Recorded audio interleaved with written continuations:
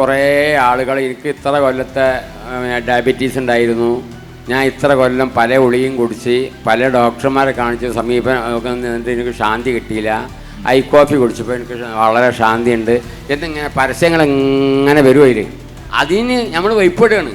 എൻ്റെ അനുഭവത്തിൽ ഞാൻ ഒരു മരത്തിൽ നിന്ന് വീണ് അനുഭവ സാക്ഷ്യം നമ്മൾ സ്വീകരിക്കാറേയില്ല. എൻ്റെ അനുഭവം എന്ന് തുടങ്ങുന്ന യാതൊരു സാധനവും സയൻസ് എടുക്കും. അനുഭവം എടുക്കാതെ എങ്ങനെ അറിയും? ആയുർവേദത്തിന് ജയിക്കാൻ വേറൊരു മരുന്നുമില്ല. ഒരു പനി വന്ന് പാരസിറ്റമോൾ 500 ഒരു ഗുളിക അവർ തരും. 500 ഗുളിക കഴിച്ചു കഴിഞ്ഞാൽ അതിൻ്റെ ബുദ്ധിമുട്ട് എഴിക്കാൻ പറ്റില്ല. ആയുർവേദം കഴിച്ചു കഴിഞ്ഞാൽ അത് ജീവിതകാലം വരെ നിൽക്കും.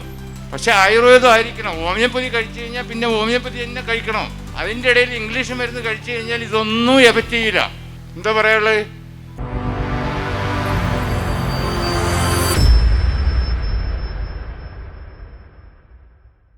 നമസ്കാരം നമസ്കാരം നമസ്കാരം നമസ്കാരം പറയുമ്പോൾ തന്നെ ഒരു ചുമ വരുന്നു. ചുമ വരുമ്പോൾ സ്വാഭാവികമായിട്ടും നമ്മൾക്ക് ഉടൻ തന്നെ അടുത്ത മെഡിക്കൽ സ്റ്റോറിൽ പോയി ഏതെങ്കിലും ഒരു ഗുളിക വാങ്ങി കഴിക്കാൻ തോന്നുന്ന ഒരു കാലഘട്ടത്തിലൂടെയാണ് നമ്മൾ പോയിക്കൊണ്ടിരിക്കുന്നത്. അങ്ങനെ ചുമ വരുമ്പോൾ ഉടൻ തന്നെ ഒരു മെഡിക്കൽ സ്റ്റോറിൽ പോയി ഗുളിക വാങ്ങണമോ? അതിന് പാർശ്വഫലങ്ങൾ ധാരാളമല്ലേ? നമ്മൾക്ക് നേരെ ഒരു ആയുർവേദ കടയിൽ പോയി മരുന്ന് വാങ്ങി കഴിച്ചാൽ ഒരു കുഴപ്പവും ഉണ്ടാവില്ലല്ലോ, പാർശ്വഫലങ്ങൾ ഉണ്ടാവില്ലല്ലോ, സൈഡ് എഫക്റ്റുകൾ ഉണ്ടാവില്ലല്ലോ എന്നൊക്കെ വിചാരിക്കുന്ന കാലഘട്ടമാണ് ഒരുപക്ഷെ ഇപ്പോഴുള്ളത്. അപ്പോൾ നമസ്കാരം എന്ന് പറഞ്ഞപ്പോൾ തന്നെ ചുമ വരികയും ചുമ വരുമ്പോൾ തന്നെ പാർശ്വഫലങ്ങളെക്കുറിച്ചൊക്കെ ആലോചിക്കുകയും ചെയ്യുന്ന ഒരു സമൂഹം ഉണ്ടായിക്കൊണ്ടിരിക്കുന്നുണ്ടെങ്കിൽ അത് ഗുണപരമായ ഒരു സമൂഹമാണ് എന്ന് നമുക്ക് തോന്നുകയും ചെയ്യാം. എന്തായാലും ഈ ഒരു വിഷയത്തിലേക്കുള്ള ഏറ്റവും നല്ല തുടക്കം എന്നുള്ള നിലയ്ക്കാണ് ഒന്ന് ചുമച്ചുകൊണ്ട് ഞാനിത് ആരംഭിച്ചത്. കാരണം ചുമയും ആരോഗ്യവും അതിനെ തുടർന്നുള്ള മരുന്നുകൾ തേടലും നമ്മുടെ ഏറ്റവും പ്രധാനപ്പെട്ട ഒരു വിഷയമാണ്. വീണ്ടും നമസ്കാരം പറഞ്ഞുകൊണ്ട് ഒന്നുകൂടി ഔപചാരികമായിട്ട് തുടങ്ങാം. നമസ്കാരം. ശാസ്ത്ര സ്വതന്ത്ര ചിന്താഗതിയുള്ളവരുടെ സംഘടനയായ എസൻസ് ഗ്ലോബൽ സംഘടിപ്പിക്കുന്ന വലിയ ഒരു ആശയ സംവാദത്തിൻ്റെ തുടക്കമാണ് ഇന്ന്. മലപ്പുറം തിരൂരിലെ ഈ ചരിത്രപ്രസിദ്ധമായ വാഗൺ ട്രാജഡി ഹാളിന് മുന്നിൽ വെച്ചുകൊണ്ട് പൊതുജനങ്ങളെയെല്ലാം സാക്ഷി നിർത്തിക്കൊണ്ട് പൊതുജനങ്ങളെ പങ്കെടുപ്പിച്ചുകൊണ്ട് പ്രമുഖരായ ശാസ്ത്ര പ്രചാരകർ പങ്കെടുക്കുന്ന വളരെ പ്രധാനപ്പെട്ട ആശയ സംവാദ പരമ്പരകളുടെ 1ാം ഘട്ടത്തിന് ഇന്ന് തുടക്കമാവുകയാണ്. അതിലെ ഏറ്റവും പ്രധാനപ്പെട്ട ചോദ്യം ആയുർവേദത്തിന് പാർശ്വഫലങ്ങളുണ്ടോ, ആയുർവേദത്തിന് സൈഡ് എഫക്റ്റുകളുണ്ടോ എന്നുള്ള ചോദ്യമാണ്. ഈ ചോദ്യം ഞാൻ ഒരു അവതാരകൻ എന്നുള്ള നിലയ്ക്ക് ഈ ചോദ്യം പൊതുസമൂഹത്തിൻ്റെ മുന്നിലേക്ക് ഇപ്പോൾ ഉയർത്തിവിടുകയാണ്. ഈ പ്രഭാഷണ പരമ്പര അല്ലെങ്കിൽ സംവാദ പരമ്പര നടന്നുകൊണ്ടിരിക്കുമ്പോൾ തിരൂർ വാഗൺ ട്രാജഡി ഹാളിന് മുൻവശത്തുകൂടെ ഈ സായാഹ്നത്തിൽ നടന്നു പോയിക്കൊണ്ടിരിക്കുന്ന ഒരു പകൽ മുഴുവനും നീണ്ട ജോലി കഴിഞ്ഞ് ക്ഷീണവുമായിട്ട് പോയിക്കൊണ്ടിരിക്കുന്ന യാത്രക്കാരെ ഈ വേദിയിലേക്ക് ക്ഷണിക്കുകയാണ്. കാരണം നിങ്ങളുടെ ജീവിതത്തിലെ ആരോഗ്യവുമായി ബന്ധപ്പെട്ട ഏറ്റവും പ്രധാനപ്പെട്ട വിവരങ്ങൾ ഇവിടെ നിന്ന് നിങ്ങൾക്ക് ലഭിക്കാൻ പോകുന്നു. ഒരു പക്ഷേ നിങ്ങളുടെ പരമ്പരാഗത ധാരണകൾ തിരുത്തപ്പെടാൻ പോകുന്നു എന്നതൊക്കെ ഇവിടുത്തെ ഏറ്റവും പ്രധാനപ്പെട്ട കാര്യമായിരിക്കാം. പ്രമുഖ ശാസ്ത്രപ്രചാരകരായിട്ടുള്ള നിഷാദ് കൈപ്പള്ളിയാണ് എൻ്റെ അരികിൽ നിൽക്കുന്നത്. ഒപ്പം തന്നെ ശാസ്ത്രപ്രചാരകൻ തന്നെയായ mission for ethics and science in health കെയറിൻ്റെ സെക്രട്ടറി കൂടിയായ ചന്ദ്രശേഖർ രമേഷും നമ്മോടൊപ്പമുണ്ട്. ഇരുവരെയും സ്വാഗതം ചെയ്യുന്നു. ഇവരിൽ രണ്ടുപേരെയും പല ഘട്ടങ്ങളിലായിട്ട് സാമൂഹ്യ മാധ്യമങ്ങളിലൂടെ ശാസ്ത്രവുമായി ബന്ധപ്പെട്ട വളരെ പ്രധാനപ്പെട്ട ശാസ്ത്രീയ ചിന്താഗതികളിലൂടെ ആരോഗ്യവുമായി ബന്ധപ്പെട്ട ചിന്താഗതികളിലൂടെ കണ്ട് പരിചയമുള്ളവരുമാണ്. ഇന്നത്തെ ഈ ആയുർവേദത്തിന് പാർശ്വഫലങ്ങളുണ്ടോ എന്നുള്ള ഈ സംഭാഷണം നമ്മൾ തുടങ്ങുമ്പോൾ ഓർക്കുക, ബ്രെയിൻ സർജറി എന്ന വാക്ക് നമ്മുടെ മസ്തിഷ്കം എന്ന് പറയുന്നത് അന്ധവിശ്വാസങ്ങൾ കൊണ്ട് നിറയാനുള്ളതല്ല, അത് യുക്തി കൊണ്ട് ശാസ്ത്രബോധം കൊണ്ട് സജീവമായി സ്പന്ദിക്കുന്ന ഒന്നായിരിക്കണം എന്ന ലക്ഷ്യവുമായി പ്രവർത്തിക്കുന്നവരാണ് ഇവർ. അതുകൊണ്ട് 1ാമത്തെ ചോദ്യം, ആയുർവേദത്തിന് പാർശ്വഫലങ്ങളുണ്ടോ? നിഷാദ് കൈപ്പള്ളിയോട് എനിക്ക് ചോദിക്കാനുള്ളത്, ഇങ്ങനെയൊരു ചോദ്യം ചോദിച്ചുകൊണ്ട് ഇത് തുടങ്ങാമെന്ന് വിചാരിക്കാൻ എന്താണ് കാരണം? Thank you. നന്ദി.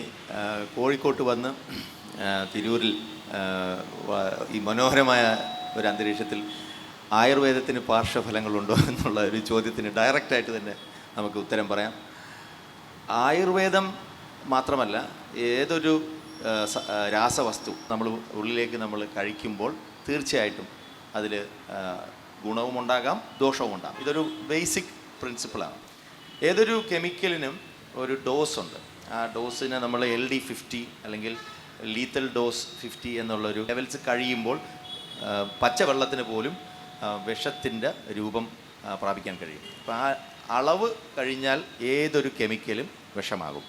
അപ്പോൾ ഇതിൽ എന്താണ് ഈ ആയുർവേദമാണല്ലോ നമ്മളെ വിഷയം. ആയുർവേദത്തിൽ എന്തെല്ലാമാണ് അടങ്ങിയിരിക്കുന്നത് ഇത് നമുക്ക് അറിയില്ല. ഇതിൽ എന്തൊക്കെ കെമിക്കൽസാണ് ഇതിൻ്റെ അകത്ത് അടങ്ങിയിരിക്കുന്നത് എന്നുള്ളത് നമുക്കറിയില്ല. അപ്പോൾ കെമിക്കൽ എന്ന് പറയുമ്പോൾ എല്ലാവർക്കും ഒരു ഞെട്ടലുണ്ടാവും. ആയുർവേദത്തിലും കെമിക്കലോ എന്നുള്ളൊരു ഇതുണ്ടാവും. ഇത് യൂഷ്വലി നമ്മൾ ഫേസ് ചെയ്യുന്നൊരു ചോദ്യമാണ്. ആയുർവേദത്തിൽ എവിടെയാണ് കെമിക്കൽ?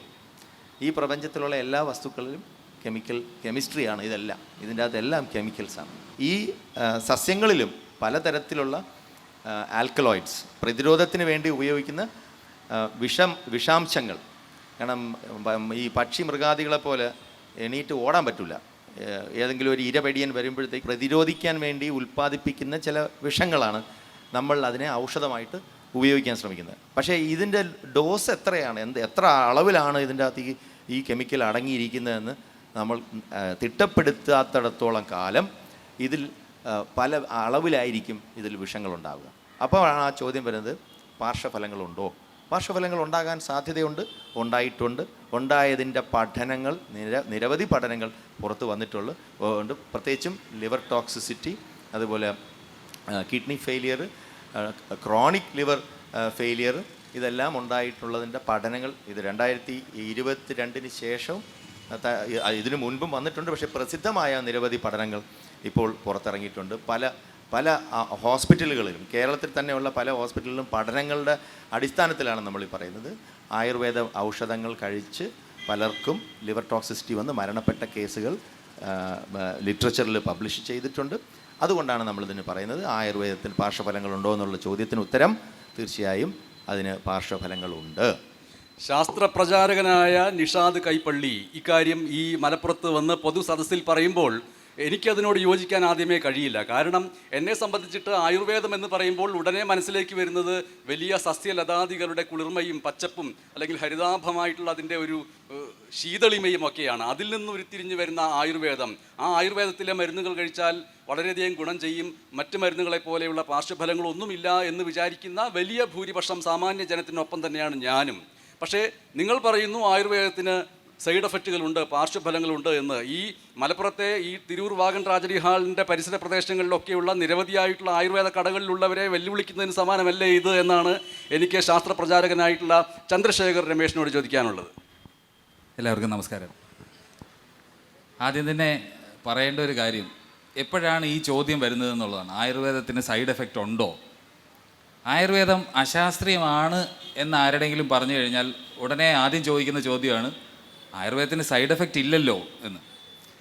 മറ്റൊരു ചോദ്യം നമ്മൾ എപ്പോഴും ചോദിക്കേണ്ട ഒരു കാര്യമാണ്, ആയുർവേദത്തിന് എന്തുകൊണ്ട് സൈഡ് എഫക്റ്റ് വന്നൂടാ? നിങ്ങളുടെ അടുത്ത് ആര് പറഞ്ഞു ആയുർവേദത്തിന് സൈഡ് എഫക്റ്റ് ഇല്ല എന്ന്? ഇത് പറയുന്നത് ആയുർവേദ ഡോക്ടർമാരും അല്ലെങ്കിൽ ആയുർവേദം കുറേ കാലമായി കഴിച്ചുകൊണ്ടിരിക്കുന്നവരാണ്.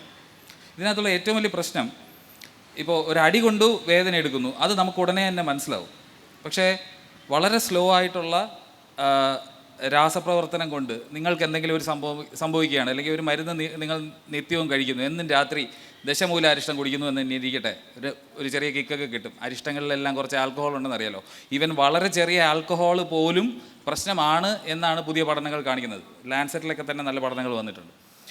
അല്ലെങ്കിൽ ഡോക്ടർ സിറിയ കാബി ഫിലിപ്സിൻ്റെ പഠനങ്ങളിൽ നിന്ന് മദ്യം കാരണം എങ്ങനെയാണ് കരൾ മോശമാകുന്നത്, പച്ചമരുന്നുകളിൽ നിന്നുള്ള ഈ ആൽക്കഹോൾ പോലെയുള്ള കാര്യങ്ങൾ കൊണ്ട് ഉണ്ടാകുന്ന അസുഖങ്ങളുടെ ലിവറിന് എന്ത് പാറ്റേണാണ് വരുന്നത്, സ്വഭാവമാണ് വരുന്നത്, ഇതൊക്കെ നമുക്കിപ്പോൾ ഇന്ന് അറിയാവുന്ന കാര്യങ്ങളാണ്. അപ്പോൾ ഈ പറയുന്ന എല്ലാ കാര്യങ്ങളും ഉള്ളത് തന്നെയാണ്. ഇപ്പോൾ നമ്മുടെ മോഡറേറ്ററിന് ആദ്യം തന്നെ തോന്നിയതുപോലെ ആയുർവേദം എന്ന് കേൾക്കുമ്പോൾ പച്ചമരുന്നും അല്ലെങ്കിൽ നല്ല വലിയ വൃക്ഷലതാദികൾ മാത്രമല്ല, ഈ അഷ്ടാംഗഹൃദയമൊക്കെ വായിച്ചിട്ടുണ്ടെങ്കിൽ പല ജീവികളുടെ കാഷ്ടവും അമേദ്യവും അതുപോലെയുള്ള കാര്യങ്ങളൊക്കെയാണ് നമുക്ക് ഓർമ്മ വരുന്നത്. അപ്പോൾ ഇതൊക്കെ നമ്മൾ അറിയുന്നില്ല. കിട്ടുന്ന സാധനത്തിനകത്ത് എന്താണുള്ളത്? വൃക്ഷലതാദികളാണോ ഉള്ളത്, അല്ലെങ്കിൽ വല്ല ജീവിയുടെയും കാഷ്ടവും അരച്ച് കലക്കി തന്നതാണോ, അല്ലെങ്കിൽ എന്താണ് അതിനുള്ളിലുള്ളത്, അതിൻ്റെ രാസവസ്തുക്കൾ എന്താണ്, ഇതിനെന്തെങ്കിലും കുഴപ്പം വന്നാൽ മറുമരുന്ന് എന്ത് കൊടുക്കണം, ഇതൊന്നും പിടിയില്ലാത്ത ഒരു അശാസ്ത്രീയമായ പ്രാകൃതമായ മനുഷ്യൻ ശാസ്ത്രത്തെക്കുറിച്ച് മനസ്സിലാകുന്നതിന് മുമ്പുള്ള ഒരു ചികിത്സാ രീതിയാണ് ആയുർവേദം. ഇങ്ങനെ ആയുർവേദത്തിന് സൈഡ് എഫക്റ്റ് ഉണ്ട് എന്ന് പറയുമ്പോൾ ഇത് കാണാൻ വേണ്ടി വന്നു നിൽക്കുന്നവരുടെ കൂട്ടത്തിൽ എൻ്റെ ശ്രദ്ധയിൽപ്പെടുന്നത് ഷർട്ടിന് മുകളിൽ ഒരു തോർത്തൊക്കെ എടുത്ത് വന്നു നിൽക്കുന്ന ഒരു പൊതുജനത്തിൻ്റെ പ്രതിനിധിയാണ്. അദ്ദേഹത്തെ ഞാൻ ഇവിടേക്ക് ക്ഷണിക്കുകയാണ്. ഞാൻ ഇലക്ട്രീഷ്യനാണ്, പണി കഴിഞ്ഞ് വരികയാണ്. ആയുർവേദത്തിന് ജയിക്കാൻ വേറൊരു മരുന്നുമില്ല ഒന്ന്. പിന്നെ ഈ പെട്ടെന്ന് വരുന്ന ഇംഗ്ലീഷ് മരുന്നിനെ സഡൻലി നമ്മളെ മരുന്ന് തന്നിട്ട് പിക്കപ്പ് ആക്കുകയാണ്. അതിൽ നമുക്ക് ഒരുപാട് ദോഷമുണ്ട്. ആയുർവേദത്തിൻ്റെ മരുന്ന് കഴിക്കുമ്പോൾ അതിൽ നമുക്ക് പുകവലിക്കാൻ പാടില്ല, മദ്യം കഴിക്കാൻ പാടില്ല, ഒന്നും പാടില്ല. അതിൻ്റെ രീതി അനുസരിച്ച് പോയി കഴിഞ്ഞാൽ അത് കറക്റ്റായിരിക്കും, അത് ജീവിതകാലം വരെ നിൽക്കും. പക്ഷേ ഇംഗ്ലീഷ് മരുന്നിൽ ഒരുപാട് ബുദ്ധിമുട്ടുണ്ട്. ഇംഗ്ലീഷ് മരുന്ന് കഴിക്കുമ്പോൾ അത് സഡൻലി അവർ നമ്മളെ അസുഖം മാറ്റുകയാണ്. ഇപ്പോൾ പാരസിറ്റമോൾ ഒരു ഗുളിക കഴിച്ചു കഴിഞ്ഞാൽ അതിൻ്റെ ബുദ്ധിമുട്ടെന്താ? ഒരു പനി വന്ന് പാരസിറ്റമോൾ 500 ഒരു ഗുളിക അവർ തരും. 500 ഗുളിക കഴിച്ചു കഴിഞ്ഞാൽ അതിൻ്റെ ബുദ്ധിമുട്ട് എഴിക്കാൻ പറ്റില്ല. അറിയോ? ആയുർവേദം കഴിച്ചു കഴിഞ്ഞാൽ അത് ജീവിതകാലം വരെ നിൽക്കും. പക്ഷേ ആയുർവേദം ആയിരിക്കണം. ഹോമിയോപ്പതി കഴിച്ചു കഴിഞ്ഞാൽ പിന്നെ ഹോമിയോപ്പതി തന്നെ കഴിക്കണം. അതിൻ്റെ ഇടയിൽ ഇംഗ്ലീഷ് മരുന്ന് കഴിച്ചു കഴിഞ്ഞാൽ ഇതൊന്നും എഫക്റ്റ് ചെയ്യില്ല. എന്താ പറയാനുള്ളത്? എന്തായാലും അദ്ദേഹത്തിന് ബാക്കി ഇവിടെ ഇരിക്കുന്നവരെക്കാൾ ശാസ്ത്രബോധം കൂടുതലാണെന്ന് തോന്നുന്നു. കാര്യം അദ്ദേഹം ആയുർവേദത്തിൽ വിശ്വസിക്കുന്നുണ്ടെങ്കിലും വൈറസോ ബാക്ടീരിയയോ ഒന്നും വരാതിരിക്കാൻ ഒരു മാസ്ക് ധരിക്കണം എന്നുള്ള സാമാന്യ ബോധം ഉള്ള ഒരു മനുഷ്യനാണ്. അതെ, ആ മാസ്ക് വെച്ചതിന് ഒരു വലിയ കൈയ്യടി കൊടുക്കാം. Thank you. അപ്പോൾ ആയുർവേദ മരുന്നിന് പ്രിവെൻറ്റ് ചെയ്യാൻ കഴിയാത്ത ഒരു കാര്യം, അല്ലെങ്കിൽ ഒതുക്കാൻ കഴിയാത്ത ഒരു കാര്യം മാസ്കിന് ഒതുക്കാൻ പറ്റുന്നുള്ള കൃത്യമായ ബോധ്യം അദ്ദേഹത്തിനുണ്ട് എന്നുള്ളതാണ്. ഇനി അദ്ദേഹം പറഞ്ഞ അഭിപ്രായം, ആയുർവേദം വർക്ക് ചെയ്യുന്നുണ്ട്, പക്ഷേ വളരെ സ്ലോ ആയിട്ടേ വരുള്ളൂ, ഇംഗ്ലീഷ് സ്ലോ ആയിട്ടേ വരുള്ളൂ. ഞാൻ ഉത്തരം പറയാം. പക്ഷേ ഇംഗ്ലീഷ് മരുന്ന് എന്ന് നിങ്ങൾ ഉദ്ദേശിക്കുന്നത് ആധുനിക ശാസ്ത്രം തരുന്ന മരുന്നുകളാണ്. അപ്പോൾ അങ്ങനെയുള്ള മരുന്നുകളാണെങ്കിൽ എഫക്റ്റ് ഉണ്ടാവും എന്നുള്ളതാണ്. അത് എഫക്റ്റ് ഉണ്ടാവും, അതായത് ഉടനെ തന്നെ നിങ്ങൾക്ക് റിസൾട്ട് കിട്ടും. ഇപ്പോൾ ഉദാഹരണത്തിന് അദ്ദേഹം പറഞ്ഞതുപോലെ ഒരു 500 മില്ലിഗ്രാം അല്ലെങ്കിൽ 650 മില്ലിഗ്രാംസിൻ്റെ ഒരു പാരസിറ്റമോൾ കഴിക്കുകയാണെന്നുണ്ടെങ്കിൽ, നിങ്ങൾക്ക് പനിയുണ്ട് എന്നുണ്ടെങ്കിൽ തെർമോമീറ്റർ അതിന് മുമ്പ് വെച്ച് നോക്കുക, പാരസിറ്റമോൾ കഴിക്കുക, വായിലേക്ക് തെർമോമീറ്റർ വീണ്ടും വെച്ച് നോക്കുക, ഒരു 1-2 മണിക്കൂർ കഴിഞ്ഞ് നോക്കുമ്പോഴത്തേക്ക് നിങ്ങൾക്ക് പനി കുറഞ്ഞിരിക്കും. അങ്ങനെ കുറയുന്നത് എന്തുകൊണ്ടാണ്? ആ മരുന്ന് വർക്ക് ചെയ്യുന്നതുകൊണ്ടാണ്. ഇനി ആ മരുന്നിന് എന്തെങ്കിലും പാർശ്വഫലങ്ങളുണ്ടോ? നിങ്ങൾ ഒരു വെബ്സൈറ്റ് എടുത്തിട്ട് അല്ലെങ്കിൽ ഗൂഗിൾ ചെയ്തിട്ട് അല്ലെങ്കിൽ പാരസിറ്റമോളിനെ പറ്റിയുള്ള എന്തെങ്കിലും ഒരു ലിറ്ററേച്ചർ എടുത്തിട്ട് വായിച്ച് നോക്കിയാൽ അതിന് എന്തെല്ലാം പാർശ്വഫലങ്ങളുണ്ട്, ഇത് എപ്പോൾ കൊടുക്കാം, എപ്പോൾ കൊടുക്കാൻ പാടില്ല, ഇത് ഏത് തരത്തിലാണ് ഇത് ശരീരത്തിൽ ആക്ട് ചെയ്യുന്നത്, ഇങ്ങനെയുള്ള കാര്യങ്ങളെല്ലാം എഴുതി വെച്ചിട്ടുണ്ടാവും. അത് ആ മരുന്ന് വാങ്ങിച്ച കുപ്പിയിൽ പോലും ഉണ്ടാവും. ആ മരുന്ന് വാങ്ങിക്കുന്ന ഇപ്പോൾ ഉദാഹരണത്തിന് ചില മരുന്നുകൾ വാങ്ങിക്കുമ്പോൾ നിങ്ങൾക്ക് ഒരു പാക്കറ്റിൽ കിട്ടും, അതിനകത്ത് PIL പിൽ എന്ന് പറഞ്ഞൊരു സാധനം കാണും. നിങ്ങൾക്ക് മരുന്ന് കഴിക്കുമ്പോൾ എന്തെല്ലാം ബുദ്ധിമുട്ടുണ്ടാകുന്നു, എപ്പോഴും അതിൻ്റെ ഡയറക്ഷൻസ് ഫോർ യൂസ്, അതിനോടൊപ്പം നിങ്ങൾക്ക് എന്തെങ്കിലും ഫീഡ്ബാക്ക് തിരിച്ചറിയിക്കാനുണ്ടെങ്കിലും ഇതെല്ലാം വ്യക്തമായി ഇതിനകത്ത് നിങ്ങൾക്ക് അവർക്ക് തിരിച്ച് മാനുഫാക്ചറർ അറിയിക്കാനുള്ള ഓപ്ഷനുണ്ട്. ഈ ആയുർവേദ മരുന്ന് എന്ന് പറഞ്ഞതിൽ വർക്ക് ചെയ്യുന്ന ഒരു ആയുർവേദ മരുന്നിന് പോലും ഇന്ന് തെളിവില്ല. അതായത് കാര്യം പറഞ്ഞുതരാം, ആയുർവേദ മരുന്ന് പോട്ടെ, ആയുർവേദം പറയുന്ന ത്രിദോഷത്തിനോ ഓജസ്സിനോ തേജസ്സിനോ എന്ന് വേണ്ട, ആയുർവേദത്തിൽ പറയുന്ന യാതൊരു കാര്യത്തിനും യാതൊരു തെളിവുമില്ല. അപ്പോൾ എന്താണ് മനുഷ്യ ശരീരം എന്ന് അറിഞ്ഞൂടാ, അസ്ഥികളുടെ എണ്ണം അറിയില്ല. അങ്ങനെയുള്ള ഒരു സമൂഹം എഴുതി വെച്ച കുറേ കാര്യങ്ങൾ ഇന്നും കഴിച്ചതിന് ശേഷം ഈ മരുന്നുകളെല്ലാം വർക്ക് ചെയ്യുന്നുണ്ട്. വളരെ സ്ലോ ആയിട്ടേ വർക്ക് ചെയ്യുള്ളൂ എന്ന് പറഞ്ഞു കഴിഞ്ഞാൽ പനി മാറാനായിട്ട് കുറേ സമയമെടുക്കും. നിങ്ങൾക്ക് ആ ബുദ്ധിമുട്ട് മാറ്റിയെടുക്കാനായിട്ട് ഒരു ഔഷധം നിങ്ങൾക്ക് തരുന്നത് കൊണ്ട് ആ തലവേദനയോ അല്ലെങ്കിൽ കഠിനമായിട്ടുള്ള പനിയോ ഒക്കെ ഒന്ന് കുറച്ച് എടുക്കാൻ പാരസിറ്റമോളിന് പറ്റുന്ന എഴുതി വെച്ചിട്ടുണ്ട്. അത് പ്രൂവ് ചെയ്യാനും പറ്റും. അത് താങ്കൾ തന്നെ ഒരു സാക്ഷ്യം പറയുകയാണ് ചെയ്തത്. ഇനി ഹോമിയോ കഴിച്ചാൽ ജീവിതകാലം മുഴുവൻ ഹോമിയോ കഴിക്കണം, ആയുർവേദം കഴിച്ചാൽ ജീവിതകാലം മുഴുവൻ ആയുർവേദം കഴിക്കണം, ഇങ്ങനെയൊന്നും ആയുർവേദക്കാർ പോലും പറയാറില്ല. ഈ ആയുർവേദക്കാരൻ ജനിക്കുമ്പോൾ മുതൽ ആയുർവേദം കഴിക്കുന്ന ആയുർവേദക്കാരനായിക്കോട്ടെ, ഹാർട്ട് അറ്റാക്ക് വന്നു കഴിഞ്ഞാൽ അപ്പോൾ ഓടി നേരെ മോഡേൺ മെഡിസിനിലേക്ക് പോകും എന്നുള്ളത് നമ്മൾ കാണുന്നതാണ്. അപ്പോൾ അത്ര വളരെ സിമ്പിളാണ് ആ കാര്യം. ആ ചോദ്യത്തിനകത്തുനിന്ന് ഞാൻ മനസ്സിലാക്കുന്നത് സൈഡ് എഫക്റ്റ് ഉണ്ട്, മറ്റേതിന് സൈഡ് എഫക്റ്റ് ഇല്ല, കുറേ കാലം സമയമെടുത്തേ വർക്ക് ചെയ്യുള്ളൂ എന്നുള്ളൊരു അന്ധവിശ്വാസം മാത്രമാണ്. ഞാൻ മൂന്ന് രോഗങ്ങളുടെ ഒരുപാടുണ്ട്, ഒരു വലിയൊരു പട്ടികയുണ്ട്. ഈ വളരെ പതുക്കെ കഴിച്ച് ലിവർ അടിച്ചു പോകുന്ന കുറച്ച് രോഗങ്ങളുടെ ലിസ്റ്റ് ഞാൻ വായിക്കാം. ഗിലോയ് അടിച്ചു കഴിഞ്ഞാൽ ലിവർ ഡാമേജ്. ആയുർവേദത്തിൽ ഉപയോഗിക്കുന്ന വളരെ പ്രധാനപ്പെട്ട ഒരു പച്ചമരുന്നാണ് ഈ ഗിലോയ് എന്ന് പറയുന്നത്. പിന്നെ ഭസ്മ പ്രിപ്പറേഷൻസ്, ഭസ്മാസ് എന്ന് പറയുമ്പോഴത്തേക്കും ഈ ഹെവി മെറ്റൽ, ഈ മെർക്കുറി, ആർസനിക് ഇതുപോലുള്ള ലോഹങ്ങളെ ഹീറ്റ് ചെയ്തിട്ട് ചൂടാക്കിയിട്ട് അതിൻ്റെ ഭസ്മം, അതിൻ്റെ ഡിസ്റ്റിലേറ്റ് എടുത്ത് ഉപയോഗിക്കുന്നത്. അതുണ്ടാക്കുന്ന സാധനം എന്താണ്? ആർസനിക്, മെർക്കുറി, ഇതെല്ലാം നമ്മളുടെ ശരീരത്തിലും അടിഞ്ഞുകൂടും. അത് വളരെ പതുക്കെ, അതാണ് ഞാൻ LC50 എന്ന് പറയുന്നത്, ലീത്തൽ കോൺസെൻട്രേഷൻ 50. ആ ലെവലിൽ എത്തിക്കഴിയുമ്പോഴത്തേക്ക് അത് ടോക്സിക് ആയിട്ട് മാറും. നമ്മുടെ ശരീരത്തിൽ നിന്ന് അത് പുറന്തള്ളുക പോലുമില്ല. ഇതുകൊണ്ട് തന്നെയാണ് പല വിദേശ രാജ്യങ്ങളിലും heavy metal poisoning Ayurveda medications ഉണ്ടെന്ന് പറഞ്ഞിട്ട് ആയുർവേദ മരുന്നുകൾ നിരോധിക്കുന്നത്. ഈ യൂറോപ്പിലും അമേരിക്കയിലും ഒക്കെയുള്ള വെബ്സൈറ്റുകൾ, ഈ പ്രത്യേകിച്ച് കോട്ടക്കലിൻ്റെ വെബ്സൈറ്റിൽ തന്നെ അവർ എഴുതി വെച്ചിട്ടുണ്ട്, ഇത് ഒരു കാരണവശാലും ഒരു രോഗത്തിനും മരുന്നല്ല. കാരണം 15 വർഷത്തെ ക്ലിനിക്കൽ ട്രയൽസ് ഇല്ലാത്ത പ്രിപ്പറേഷൻസ് ആണ് ഈ ആയുർവേദ മരുന്നുകൾ. കോട്ടക്കൽ എഴുതി വെച്ചിരിക്കുന്നതാണ്, ഇത് വേറെ ഈ അല്ലറ ചില്ലറ കമ്പനികളൊന്നുമല്ല, അവരുടെ വെബ്സൈറ്റിൽ എഴുതിയിരിക്കുന്ന ഒരു കാര്യമാണ്. അപ്പോൾ അതിൻ്റെ അർത്ഥം യൂറോപ്പിലും അമേരിക്കയിലും കാനഡയിലും ഒന്നും ആയുർവേദ മരുന്നുകൾ കൊണ്ടുപോകാൻ പാടില്ല. കാരണം അവിടെ നിരോധിച്ചിരിക്കുന്നതിൻ്റെ കാര്യം ക്ലിനിക്കൽ എവിഡൻസ് ഇല്ലാത്തതുകൊണ്ടാണ്. അപ്പോൾ ഈ പറഞ്ഞ രോഗങ്ങൾ, കിഡ്നി ഡാമേജ്, ഗുഗുലു, അതുപോലെ അലർജിക് റിയാക്ഷൻസ്, ത്രിഫല എന്ന് പറഞ്ഞാൽ ഈ നെല്ലിക്കയുടെ ഈ ഗൂസ്ബെറി 3 ടൈപ്പ് നെല്ലിക്ക ഉപയോഗിച്ചുണ്ടാക്കുന്നതാണ്.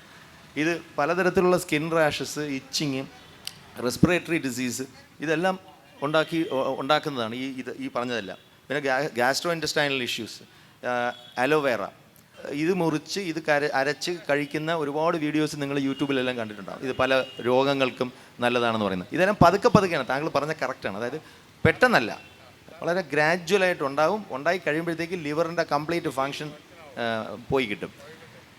ഓൾറെഡി ഇതിൻ്റെ കുറേ സ്റ്റഡീസ്, ഈ പറഞ്ഞ സാധനം ഞാനിപ്പോൾ വായിച്ചതിൻ്റെ പല സ്റ്റഡീസ് ഇപ്പോൾ പബ്ലിഷ് ചെയ്തിട്ടുള്ളതാണ്. മറ്റ് മെഡിസിനുകളിൽ നിന്ന് വ്യത്യസ്തമായിട്ട് ആയുർവേദത്തിൻ്റെ സൈഡ് എഫക്റ്റും പതുക്കെ ആയിരിക്കും. അതായത് മോഡേൺ മെഡിസിൻ്റെ പാർശ്വഫലങ്ങൾ എന്ന് പറയുന്നത് പെട്ടെന്ന് തന്നെ അസുഖം മാറുന്നത് പോലെ തന്നെ അതേപോലെ തന്നെ അതിൻ്റെ പാർശ്വഫലങ്ങളും ചിലപ്പോൾ കണ്ടുവന്ന് വന്നേക്കാം. ഇപ്പോൾ ഒരു മോഡേൺ മെഡിസിൻ കഴിക്കുന്നു, നമ്മൾ അസുഖം മാറുന്നു, പക്ഷേ അതിൻ്റെ പേരിൽ കുറച്ച് തലവേദന ഉണ്ടായി എന്ന് വന്നേക്കാം, അല്ലെങ്കിൽ ചെറിയ ഛർദ്ദിക്കാൻ തോന്നലുണ്ടായി എന്ന് വന്നേക്കാം. പക്ഷേ ആയുർവേദത്തിൻ്റെ കാര്യത്തിൽ ആയുർവേദം ഉണ്ടാക്കുന്ന സൈഡ് എഫക്റ്റുകൾ എന്ന് പറഞ്ഞാൽ വളരെ പതുക്കെ ആണ്. അതൊരു സൈലന്റ് കില്ലിംഗ് ആണോ? അത് മാത്രമല്ല, നമ്മളൊരു കാര്യം മനസ്സിലാക്കേണ്ടത്, നമ്മളിത് ആയുർവേദം വേഴ്സസ് അല്ലെങ്കിൽ ആയുർവേദത്തിനെ മോഡേൺ മെഡിസിനുമായിട്ട് കമ്പയർ ചെയ്തിട്ട് ഇത് രണ്ടിലും സൈഡ് ഇഫക്റ്റ് ഇല്ല എന്നല്ല പറയുന്നത്. രണ്ടിനും സൈഡ് ഇഫക്റ്റ് ഉണ്ട്. പക്ഷേ ഈ സൈഡ് ഇഫക്റ്റ് എത്രയാണ്, ശരീരത്തിൻ്റെ ഏത് ഭാഗത്താണ് ഇത് അഫക്റ്റ് ചെയ്യുന്നതെന്നുള്ളത് മോഡേൺ മെഡിസിൻ മാത്രമേ ഉള്ളൂ. അവർക്ക് മാത്രമേ ഇതിനെപ്പറ്റിയുള്ള പഠനങ്ങളുള്ളൂ, ക്ലിനിക്കൽ ട്രയൽ ഉള്ളൂ. മറ്റതിന് നിങ്ങൾ ആ ലിറ്ററേച്ചർ എടുത്ത് നോക്കിയിട്ടുണ്ടെങ്കിൽ സസ്യത്തിൻ്റെ പേര് മാത്രമേ ഉള്ളൂ. ഒരു സസ്യത്തിൽ 10,000 രാസവസ്തുക്കളാണുള്ളത്. ഈ 10,000 രാസവസ്തുക്കളുള്ള ഈ ഒരു സസ്യത്തിനെ സമൂലമായിട്ട് അരച്ച് തിളപ്പിച്ച് ഈ ഗോമൂത്രത്തിലും നെയ്യിലും എല്ലാം ചേർത്ത് ഉണ്ടാക്കുന്ന ഈ ഒരു ഇതിൻ്റെ അകത്ത് എന്താണ് ഇതിൻ്റെ ആക്റ്റീവ് മോളിക്യൂൾ എന്ന് നമുക്കറിയാൻ പറ്റില്ല. അതുപോലെയല്ല മോഡേൺ മെഡിസിനിലുള്ളത്. കാരണം അതിന് ഈ പറഞ്ഞ കണക്ക് 15 വർഷത്തെ phase 1, phase 2, phase 3, അതിന് മുമ്പ് തന്നെ ആനിമൽ ട്രയൽസ് ഉണ്ട്, ഇൻവിട്രോ സ്റ്റഡീസ് ഉണ്ട്. അപ്പോൾ പല പോപ്പുലേഷൻ ഗ്രൂപ്പ് പ്രായത്തിലുള്ളവരുടെ എല്ലാം തന്നെ പരീക്ഷിച്ച് 10-15 വർഷത്തെ പരീക്ഷണം കഴിഞ്ഞുണ്ടാക്കുന്ന എവിഡൻസാണ് എവിഡൻസ്ഡ് ബേസ്ഡ് മെഡിസിൻ എന്ന് പറയുന്നത്. അതാണ് എവിഡൻസ്. അല്ലാതെ രോഗികളിൽ പരീക്ഷിച്ച് അവർ ജീവിക്കുന്നുണ്ടോ അവർ മരിക്കുന്നുണ്ടോ എന്ന് പരീക്ഷിക്കുന്ന അല്ല തെളിവ്. കഴിച്ചു നോക്കൂ, നിങ്ങൾക്ക് ഗുണമുണ്ടോ എന്ന് അറിയാൻ പറ്റും. അതല്ല ചെയ്യേണ്ടത്. അത് ധാർമ്മികത പോലും അല്ല.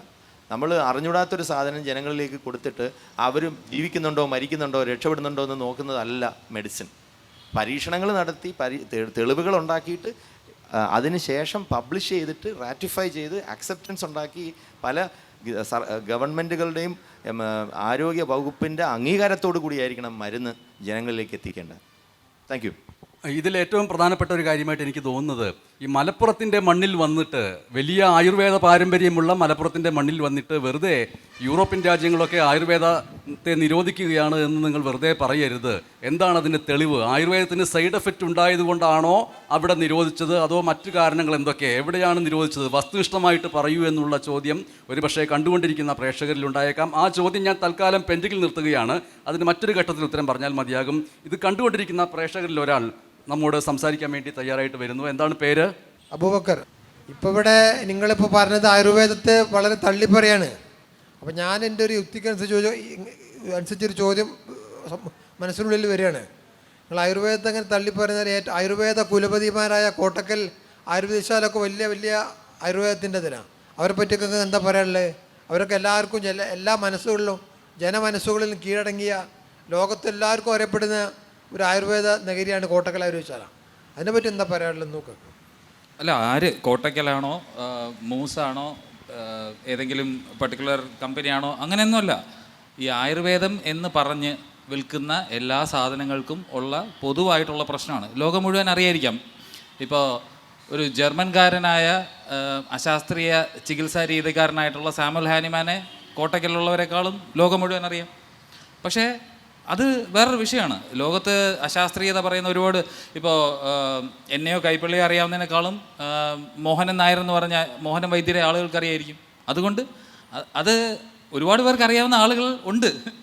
പക്ഷേ അവർ പറയുന്ന കാര്യങ്ങൾ ശാസ്ത്രീയമാണോ, അതിനെന്തെങ്കിലും അടിസ്ഥാനമുണ്ടോ എന്നുള്ളതാണ് നിങ്ങൾ ചെക്ക് ചെയ്യേണ്ടത്. ഇപ്പോൾ നമുക്ക് വളരെ സിമ്പിളായി ചെയ്യാൻ പറ്റുന്ന ഒരു കാര്യമുണ്ട്. ഗൂഗിൾ നമ്മുടെ വിരൽ തുമ്പിൽ തന്നെ ഉണ്ട് അല്ലേ. ഗൂഗിൾ എന്ന് പറയുന്നത് നിങ്ങൾക്കറിയാം ഒരു സെർച്ച് എഞ്ചിനാണ്. നമുക്ക് ആവശ്യമുള്ള ഇൻഫർമേഷൻ കൊണ്ടുതരുന്നു എന്ന് മാത്രമേ ഉള്ളൂ. നിങ്ങൾ ആയുർവേദം അല്ലെങ്കിൽ നിങ്ങൾ AI ഉപയോഗിച്ചിട്ട് ഈസ് ആയുർവേദ സ്യൂഡോ സയൻറ്റിഫിക് എന്ന് പറഞ്ഞൊന്ന് അടിച്ച് നോക്കിക്കഴിഞ്ഞാൽ തന്നെ നിങ്ങൾക്ക് അപ്പം തന്നെ കിട്ടും അതൊരു സ്യൂഡോ സയൻസ് ആണെന്നുള്ളത്. സ്യൂഡോ സയൻസ് എന്ന് പറഞ്ഞ അർത്ഥം എന്താണ്? ശാസ്ത്രീയമായ തെളിവുകളുടെ പിൻബലമില്ലാതെ അല്ലെങ്കിൽ ശാസ്ത്രത്തിൻ്റെ വാക്കുകൾ ഉപയോഗിച്ച് അശാസ്ത്രീയമായ ചികിത്സാ രീതിയിലേക്ക് പോകുന്നു എന്നുള്ളതേ ഉള്ളൂ. രണ്ട് തരം ചികിത്സാ രീതികളില്ല എന്നുള്ളത് നമ്മൾ ആദ്യം മനസ്സിലാക്കുക. ഇവരൊക്കെ പറയുന്നത് എന്താണ്? ഇതര വൈദ്യം, ഓൾട്ടർനേറ്റ് മെഡിസിൻ എന്നല്ലേ. ഓൾട്ടർനേറ്റ് എന്ന് പറഞ്ഞാൽ വൈദ്യത്തിന് എന്തെങ്കിലും ഓൾട്ടർനേറ്റ് ഉണ്ടോ? നിങ്ങൾക്ക് വർക്ക് ചെയ്യുന്ന എന്തെങ്കിലും തരികയാണെന്നുണ്ടെങ്കിൽ, അത് പഠിച്ചിട്ട് തരികയാണെന്നുണ്ടെങ്കിൽ അതാണ് മരുന്ന്. വർക്ക് ചെയ്യണം, അതാണ് ഏറ്റവും അടിസ്ഥാനം വേണ്ടത്. ഇത് വർക്ക് ചെയ്യുന്നുമില്ല, സൈഡ് എഫക്റ്റ് മാത്രമേ ഉള്ളൂ.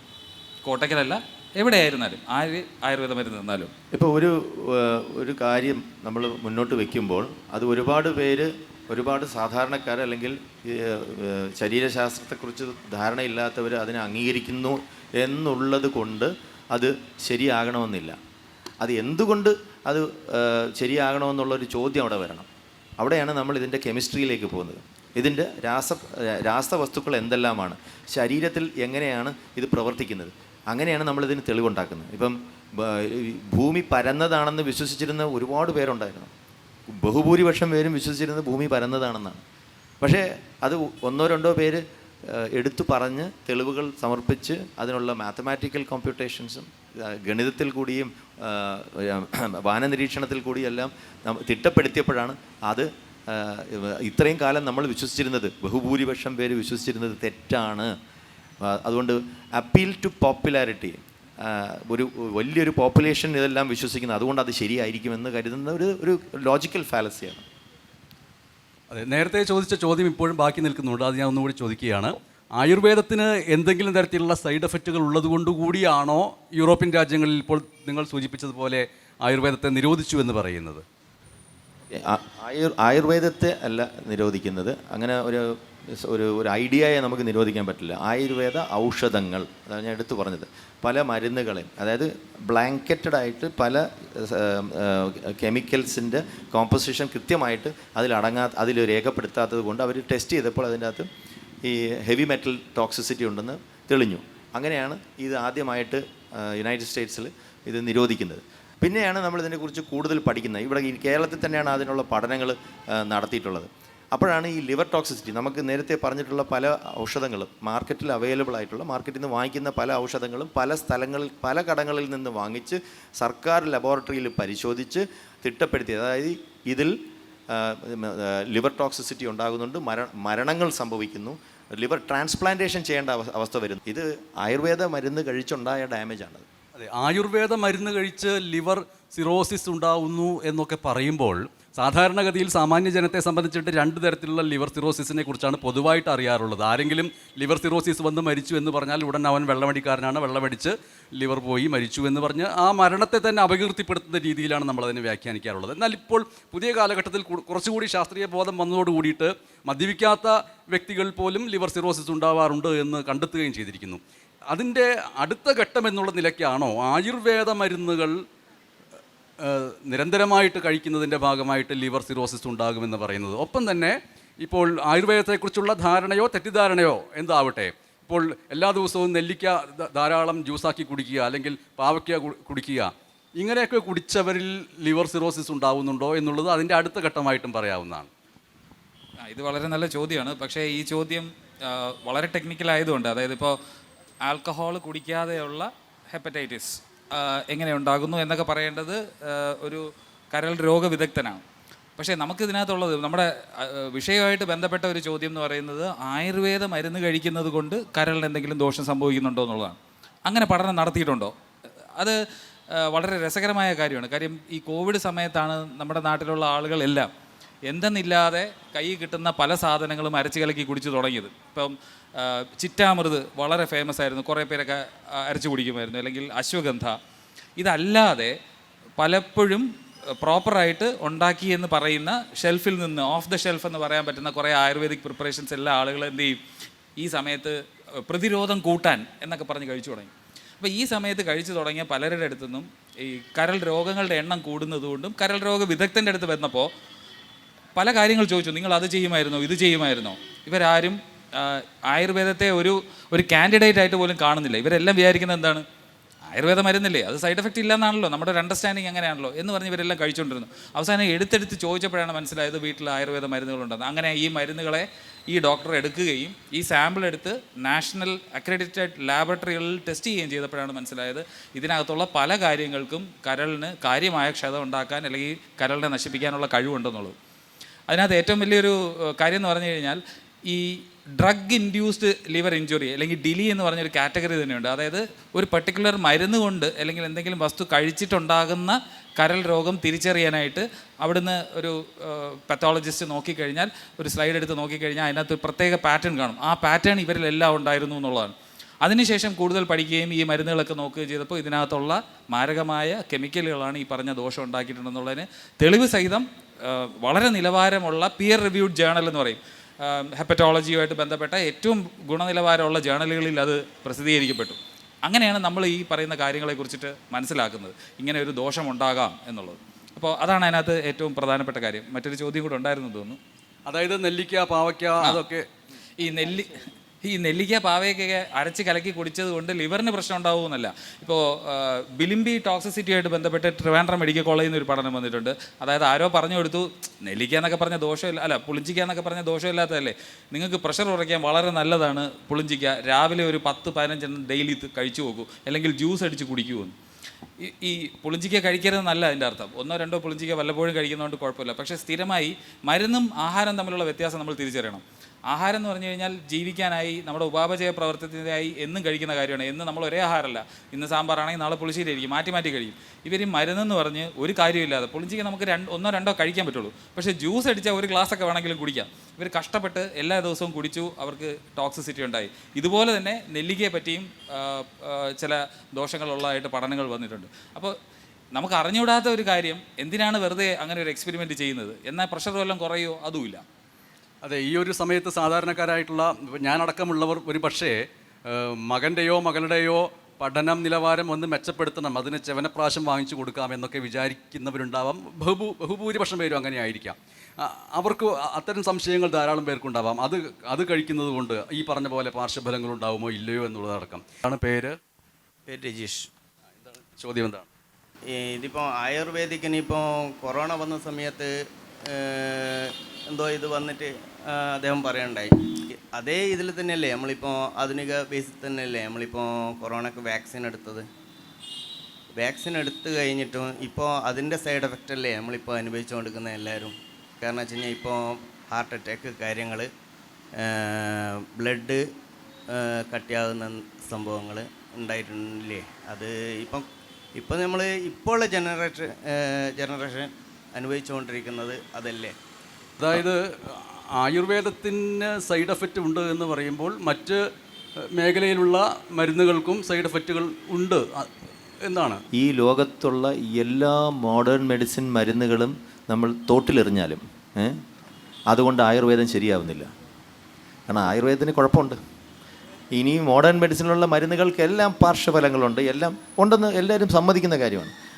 ഇതെല്ലാം ഇല്ലാതായി, ഇതെല്ലാം കപടവൈദ്യമായിട്ട് മാറിയാൽ പോലും ആയുർവേദം അതുകൊണ്ട് ശരിയാവുന്നില്ല. ആയുർവേദം ആദ്യം ശരിയാക്കണം. ആയുർവേദത്തിൽ എന്തൊക്കെയാണ് പ്രശ്നമുള്ളതെന്നുള്ളത് നമ്മൾ നേരത്തെ പറഞ്ഞു. ഒന്ന്, ഇതിൽ എന്തൊക്കെ രാസവസ്തുക്കൾ അടങ്ങിയിരിക്കുന്നതെന്ന് നമുക്ക് ആർക്കും അറിഞ്ഞുകൂടാ. എങ്ങനെയാണ് ഇത് രോഗം ഭേദപ്പെടുത്തുന്നതെന്ന് നമുക്കറിയില്ല. ആയുർവേദത്തിൻ്റെ മൂല ഗ്രന്ഥങ്ങളിൽ പറഞ്ഞിരിക്കുന്ന ത്രിദോഷം, പഞ്ചഭൂതം, ഇതെല്ലാം എന്താണെന്ന് ആർക്കും അറിഞ്ഞുകൂടാ. അവർക്ക് പോലും അറിയില്ല, അവർ പോലും പറഞ്ഞു തന്നിട്ടില്ല. അപ്പോൾ ഇതിൻ്റെ ഫണ്ടമെൻ്റൽസിൽ തന്നെ ഇത്രമാത്രം തെറ്റുകളുണ്ട്. മനുഷ്യ ശരീരത്തിൽ 206 എല്ലുകളേ ഉള്ളൂ. ആയുർവേദത്തിൽ പറയുന്നത്, ചരങ്ങളിൽ പറയുന്നത് 360 അസ്ഥികളുണ്ടെന്നാണ്. 360 അസ്ഥികളാണോ നമ്മുടെ ശരീരത്തിലുള്ളത്? അപ്പോൾ respiratory system, lymphatic system, blood circulation, ഇതൊന്നും കണ്ടുപിടിക്കാത്ത ഒരു കാലഘട്ടത്തിൽ എഴുതി വെച്ച കുറേ സങ്കല്പശാസ്ത്രങ്ങളാണിത്. അതിനെ ഇന്ന് നമ്മൾ എടുത്തു വെച്ചിട്ട് കുട്ടികളെ പഠിപ്പിക്കുമ്പോൾ ഇവരെന്താണ് പഠിപ്പിച്ചു കൊടുക്കുന്നത്? കുട്ടികൾക്ക് എന്താണ് പഠിപ്പിച്ചു കൊടുക്കുന്നത്? ഇതുപോലുള്ള കെട്ടുകഥകളാണ്. അതിനെയാണ് നമ്മൾ എതിർക്കേണ്ടത്. അവിടെ നിന്നാണ് എതിർപ്പ് തുടങ്ങേണ്ടത്. ആയുർവേദത്തിന് സൈഡ് എഫക്റ്റ് ഉണ്ടോ എന്നുള്ള ചോദ്യം ഉണ്ട് എന്നുള്ള ഉത്തരങ്ങൾ പല ഭാഗത്തു നിന്ന് വരുന്നു. പ്രേക്ഷകർ പല രീതിയിലുള്ള സംശയങ്ങൾ ചോദിച്ചുകൊണ്ടിരിക്കുന്നു. ഒരു പ്രേക്ഷകന് ഒരു ചോദ്യം ചോദിക്കാനുണ്ട്. എന്താണ് താങ്കളുടെ പേര് എന്ന് പറഞ്ഞിട്ട് ചോദ്യം ചോദിച്ചോളൂ. ഞാൻ സുമേഷ്.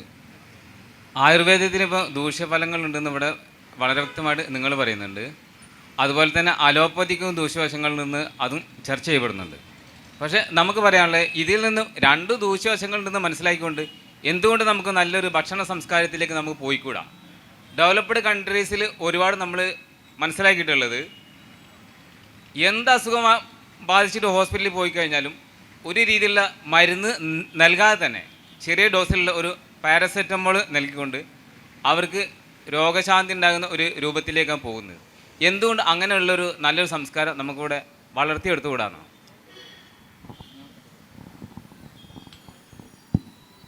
വളരെ നല്ല ചോദ്യമാണ്. രണ്ടിനും ദോഷങ്ങളുണ്ടെങ്കിൽ എന്തുകൊണ്ട് ആയുർവേദത്തിനെ പറ്റി മാത്രം പറയണം എന്നുള്ളതിലെ ചോദ്യം, ആദ്യത്തെ ചോദ്യം.